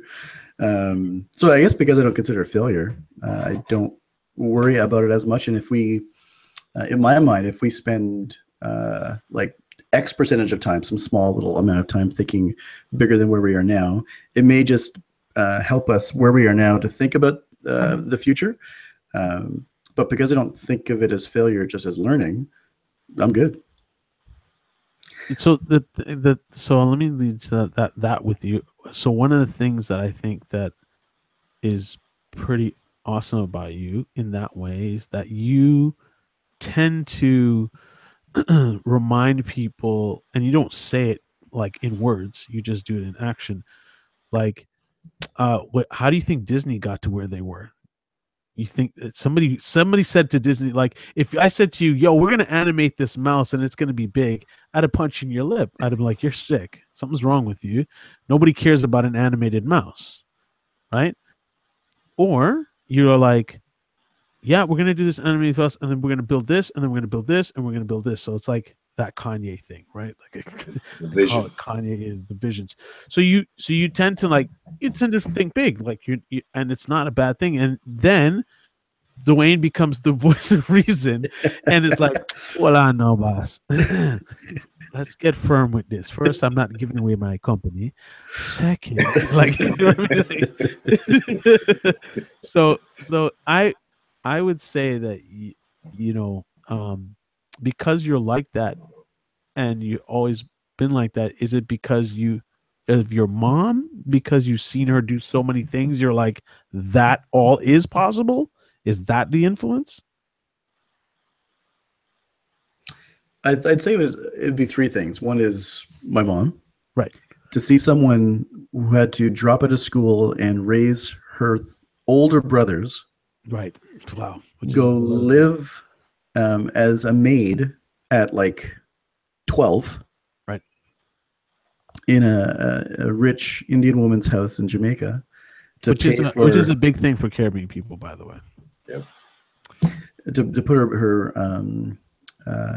her brothers through school, to then come to the country and actually can't read, but yet would make me write for an hour every night after my schoolwork was done, just so I had good penmanship, so that no one would ever think I'm dumb. Not that I was or wasn't, but just to make sure. Just to make sure that she made everybody in the house make sure there was not a. Well, I shouldn't say that. She would say she'd speak slower for all of her friends that came in the house, so they understand her. But she wanted to make sure that she was always proper, and she would always be pushing to think, if I can do it, why can't you do it? And between the other brothers and sisters, she'd push us differently. So, in a big family, there's someone's got to be a lawyer, someone's got to be a doctor, right? Someone's got to be a something. Yeah. So my sister Merlene had to be like an educator or something, and she was. My younger sister Vanessa had to be some kind of social worker, helping people. She is. And so everybody had a little role. And her role for me was to do everything, do whatever, don't let anybody get in your way. And so then it was mom to a large degree, and then pieces of my brothers and sisters. Fitzroy was going to Severn High School at the time, taking like trades. Right. And they thought, he can't take university kind of courses, can't really take college kind of courses. He had to work through all that. So you had to watch him go through a system trying to make him remedial. Yes, which he wasn't. Which they used to do a lot. Right. I watched my older sister Merlene work like 3 jobs, do her master's, and then watching every month as we pack up a barrel to send back to Jamaica with like $3 shoes from Byway, a deodorant, whatever, and going and buying at Sears at 8 a.m. So Saturdays. Store opens, you go to the clearance section, and then you get back and you do some shopping, reggae in the fields. And I'd always be the one to have to help mom with everything because Fitzroy was always busy, Rhea was always busy. So just knowing that you should be able to do lots of things effectively and successfully. And Greg, you're going to have to do everything. You need to be able to do anything and everything. So I'd say brothers, sisters, mom, and then deep down, and I think this is true of most kids who, their dad wasn't around or, the different family setup, that you always want to be better, try to be better than your parents. And I don't mean that negatively. It's just you always want to do it. So I wanted to make sure I was always a better dad than my dad was. I always want to make sure that I'd be as good of a parent as my mom was. I want to make sure, so I always want to push myself anyways. So I think if I have confidence from my mom, I've got other brothers and sisters who are showing that they can overcome adversity. And I've got this thing on my back that I'm supposed to do it all anyways. And I want to be better than before. Might as well challenge. Yeah, might as well keep you. It's funny that you say that about that whole family thing. Like, what's funny about the barrel situation? Everybody does it. We still have 2 barrels in our garage. Dude, everybody does it. We still do it to this day. And people are like, "Oh, I gave to so and so charity." I'm like, bro, I know where my money went. Yeah. Yep. I know where when we used to go to the States and be like, sometimes we'll buy stuff, and like when I went to Jamaica recently, I'm like, this has Unilever products. I'm gonna bring a bunch. Like, I don't have to do that. I brought soaps and stuff because you know what? You may think that's cheap, whatever, but I know how much that costs back home, right? And it's nothing for us. And we've been, we send barrels home for Christmas. It's how islands survive. It's how if you talk to anybody who's Filipino, they'll tell you the same thing. Yep. Majority of money that's being made for that coming out of the country, going back into the country, are from people who are working here, left their families. Sometimes they don't see them for years. And I think that's it's amazing that, that we all take that, or like we don't take for granted that we automatically should help people, right? Like Absolutely. it's that thing that kind of it makes up on our DNA, right? We have to do it because it's almost like it's a calling, like it's it's just something you do. It's almost religious, just send some things back home. So and so needs a pair of shoes. All right, well, put it in the barrel. Like, it's and then there's the barrel within the barrel. So when my mom was ill, we got to spend lots of time back and forth from Waterloo to Ottawa. Right. And she said, "Remember those times that always make you go and get the baby things?" I said, "Well, I don't know." Sure. I have a photographic memory. I don't have like a name or number or date memory. Yeah. Remember the baby onesies? I said, "Yeah, okay. Well, did you know what I did with them?" No, I thought it went in the barrel.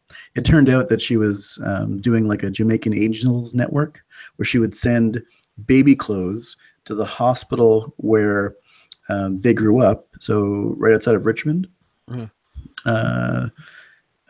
of it's almost straight north from Kingston. And so any mom who was having a baby who didn't have like enough money for like clothes yet, they just pull from this pile that my mom would just keep sending. And it's just the little things that you go, well, people have helped us so much. Each of us individually, actually, in this podcast, we've all been helped by different people over the years. So if I can do something to first help myself and then help others, of course. Perfect.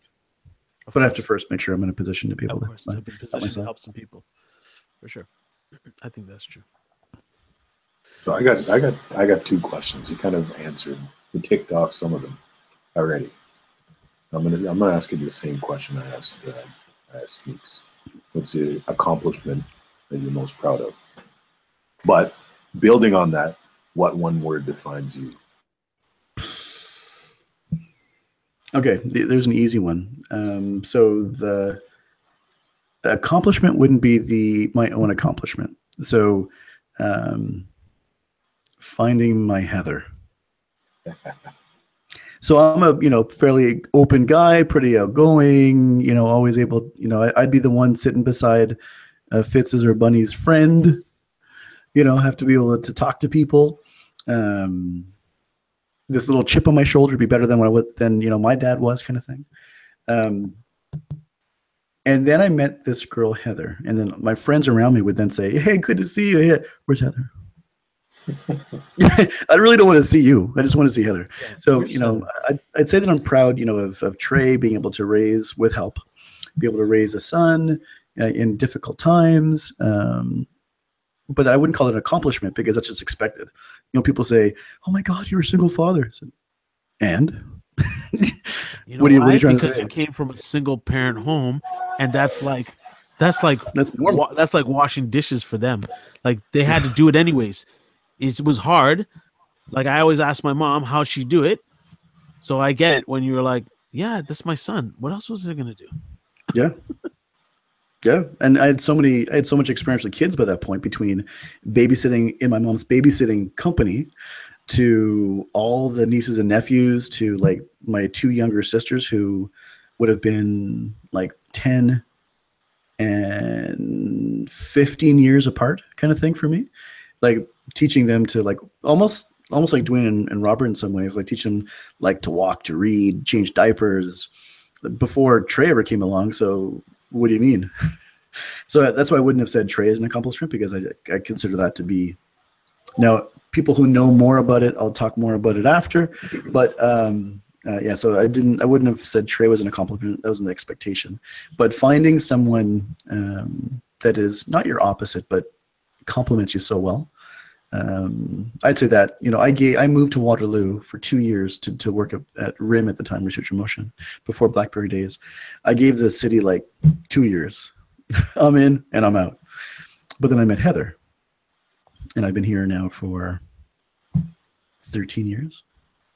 Yeah, so I'd say Heather is the accomplishment, because with her we're better together. We've built a life for ourselves.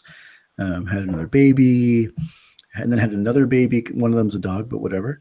Had 2 babies. Yeah, so that's the accomplishment. One word, I have no idea. I'd actually ask you guys to give if you were to give me, and you cannot say Costanza. Yes, sorry. I know. Sorry about that. Retro Fiesty. I can't remember which one I was going to use first. Yeah. Sorry about that. That's all right. Fiesty. No, people think. Listen, I'm going to tell you. This is the truth. People look at Greg like because we get to get your character on here, right? Like, so your business guys see who you are and they hear you talk, and but we know Greg's feisty. Isn't he not? Is Greg not feisty? I like to say he's wrong. Oh yeah, no. Greg has said when I first met Greg, I'm like, this guy's proper. And then we talk, and he says something, and I'm like, he's wrong. Who's this guy? Wrong. But it's the best thing ever because it's so unexpected, and I love it all the time. I'm not supposed to do that. But I shouldn't say this because it's politically incorrect.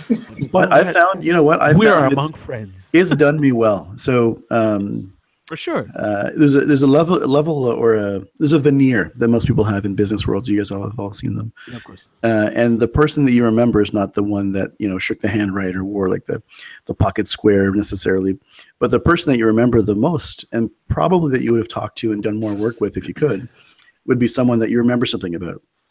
And I was on like a Federal Communication Commission, FCC. I was on a couple of advisory council. So I was in DC like every 4 weeks or so, working on almost on loan, working for various things. But I could tell you, people on both sides of the aisle, those that were like in favor of whatever we're talking about, and then those who were against it, they all know about me, and they all know about something, and they all share some little. Maybe I was wrong. Maybe I shouldn't have said it that way. But I just want a collection of those for like a one-pager book. Like you turn the page, and does it? Greg, it'll be things that Greg has said. We could just title it wrong. Wrong. It'll be just wrong. But you know what? Now, so you get that out of the way, and you go, "Wait a minute. What did you say to me?" Yeah.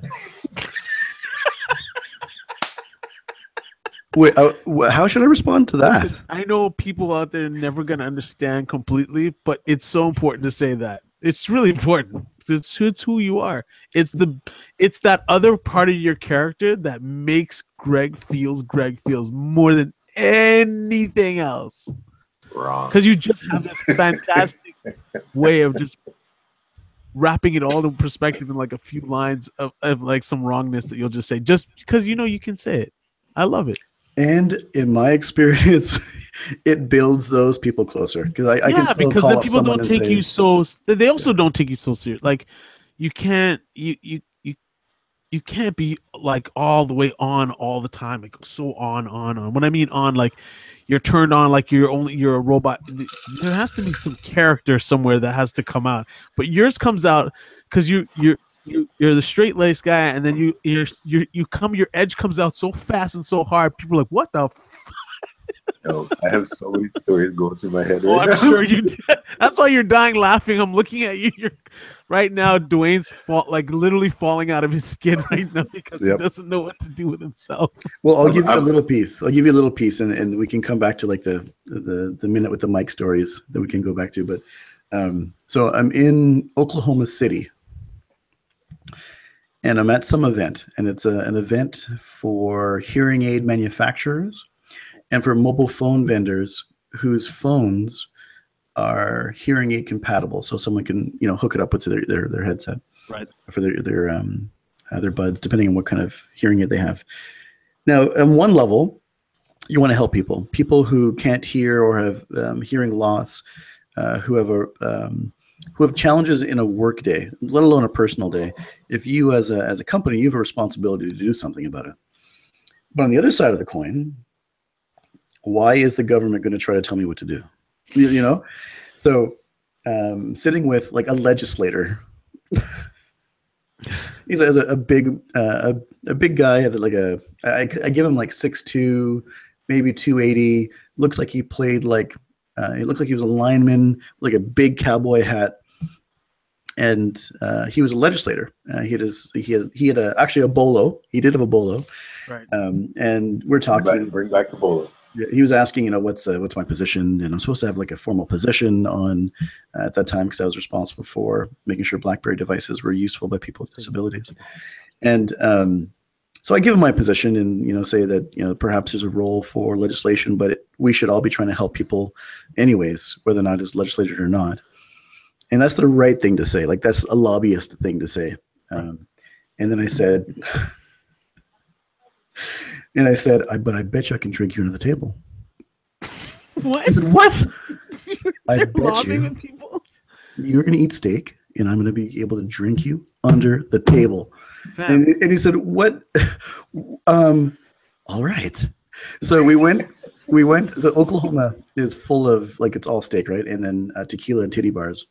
So here I am, me and then another dude who he worked for Motorola at the time, and he was also doing the same kind of job. And I heard him say something. I thought he was down. So he heard him say something like, respect. I'm like, okay, did you read that? Did you? Are you really down? But I just said to him,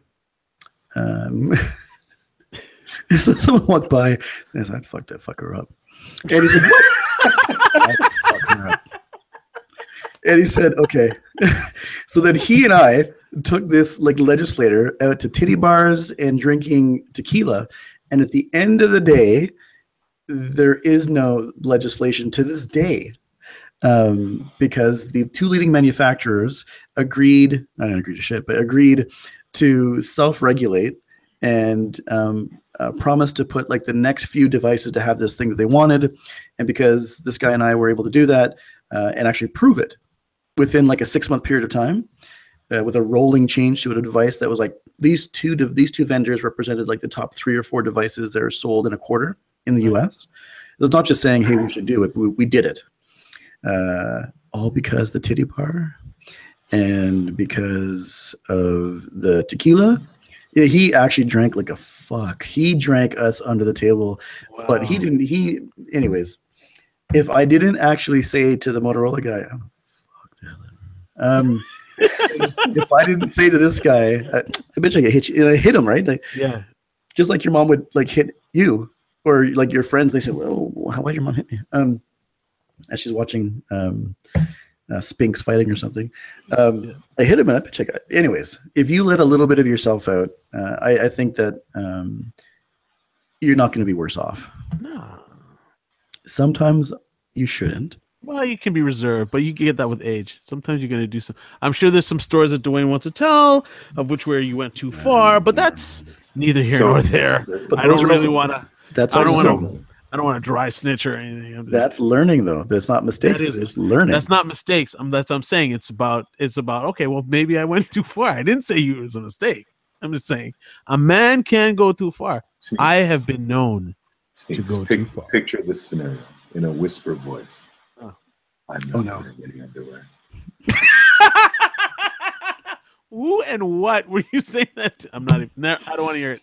Anyways. Too late for that right now. Too late for that right now. I don't want to hear them things. No, man. I'm too young for that. Oh, it's the same kind of confidence, though, isn't it? It's the same kind of why not? I'm gonna say this though, just to wrap up your character. Greg may be one of the best wingmen I've ever had on default. Yeah. It wasn't like we were in a bar or something and I needed him to talk to this other girl. It was a very simple act. I needed him to wait for me for something and he did it. And when I came back to it, he's like, bro, what are you doing here? He's like, I'm like, I just want to go say what's up. He's like, I would have slept in the car.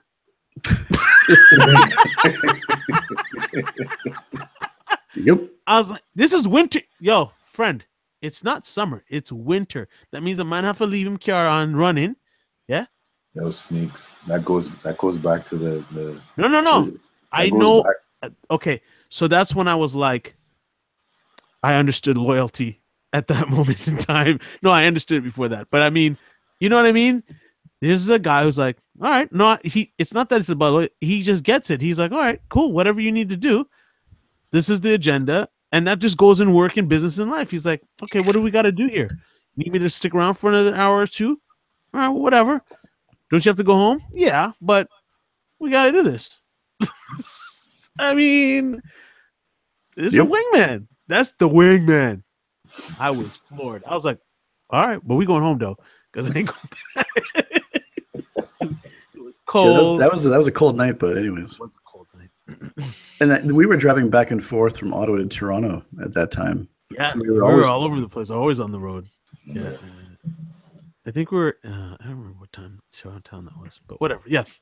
Yep. Anyways, I just had to give you those accolades. I already know who you are.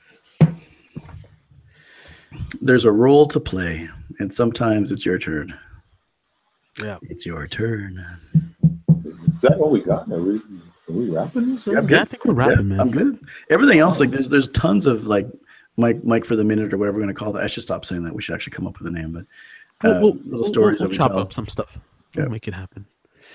All right, gentlemen. It's been a slice. I think I keep Liz up a little bit a couple times, but we should be good. It's like 10, 11 o'clock. But hopefully people know us now. Yeah. Really. I mean, so when we say like we're three guys who like music and do things, and we're going to talk about the things that are topical that need to be talked about, and that we've been tight for years. It's one thing to say that, but it's good to actually give a little bit of grounding. So good on Dwayne to talk about it and make sure that we let the listeners know, even if it's us five. Yep. That's rude, eh? There's going to be thousands of people. That's right. Someone in Japan, like real-time translation right now. These guys are crazy. Hey, it'll fly, man. It'll fly. About like fist fly. We're gonna make it fly. Don't worry about that. I didn't buy these $19 headphones for nothing. flex the headphones. Let me see them. And your little snowball microphone. Yeah. Yo, I actually have a Yeti on order. My man. It was shipped like 3 days ago. I'm still waiting for it. I couldn't spend like extra money to get it here on time. You know? Yeah. Right. Did you get the black edition one? No. That was not just the regular gray. Regular, man. I'll keep it regular. Yeah. Cool. So now that we're done this one, yes. I'll put all this in the same location. By the way, I simplified this. Forget about that downloadable application because it actually only recorded my voice. Oh wow! And so if I wasn't talking, the minute I stopped talking, it stopped recording. What? And then we record again. So and that last session that we did, I had maybe 25 recordings of various minutes.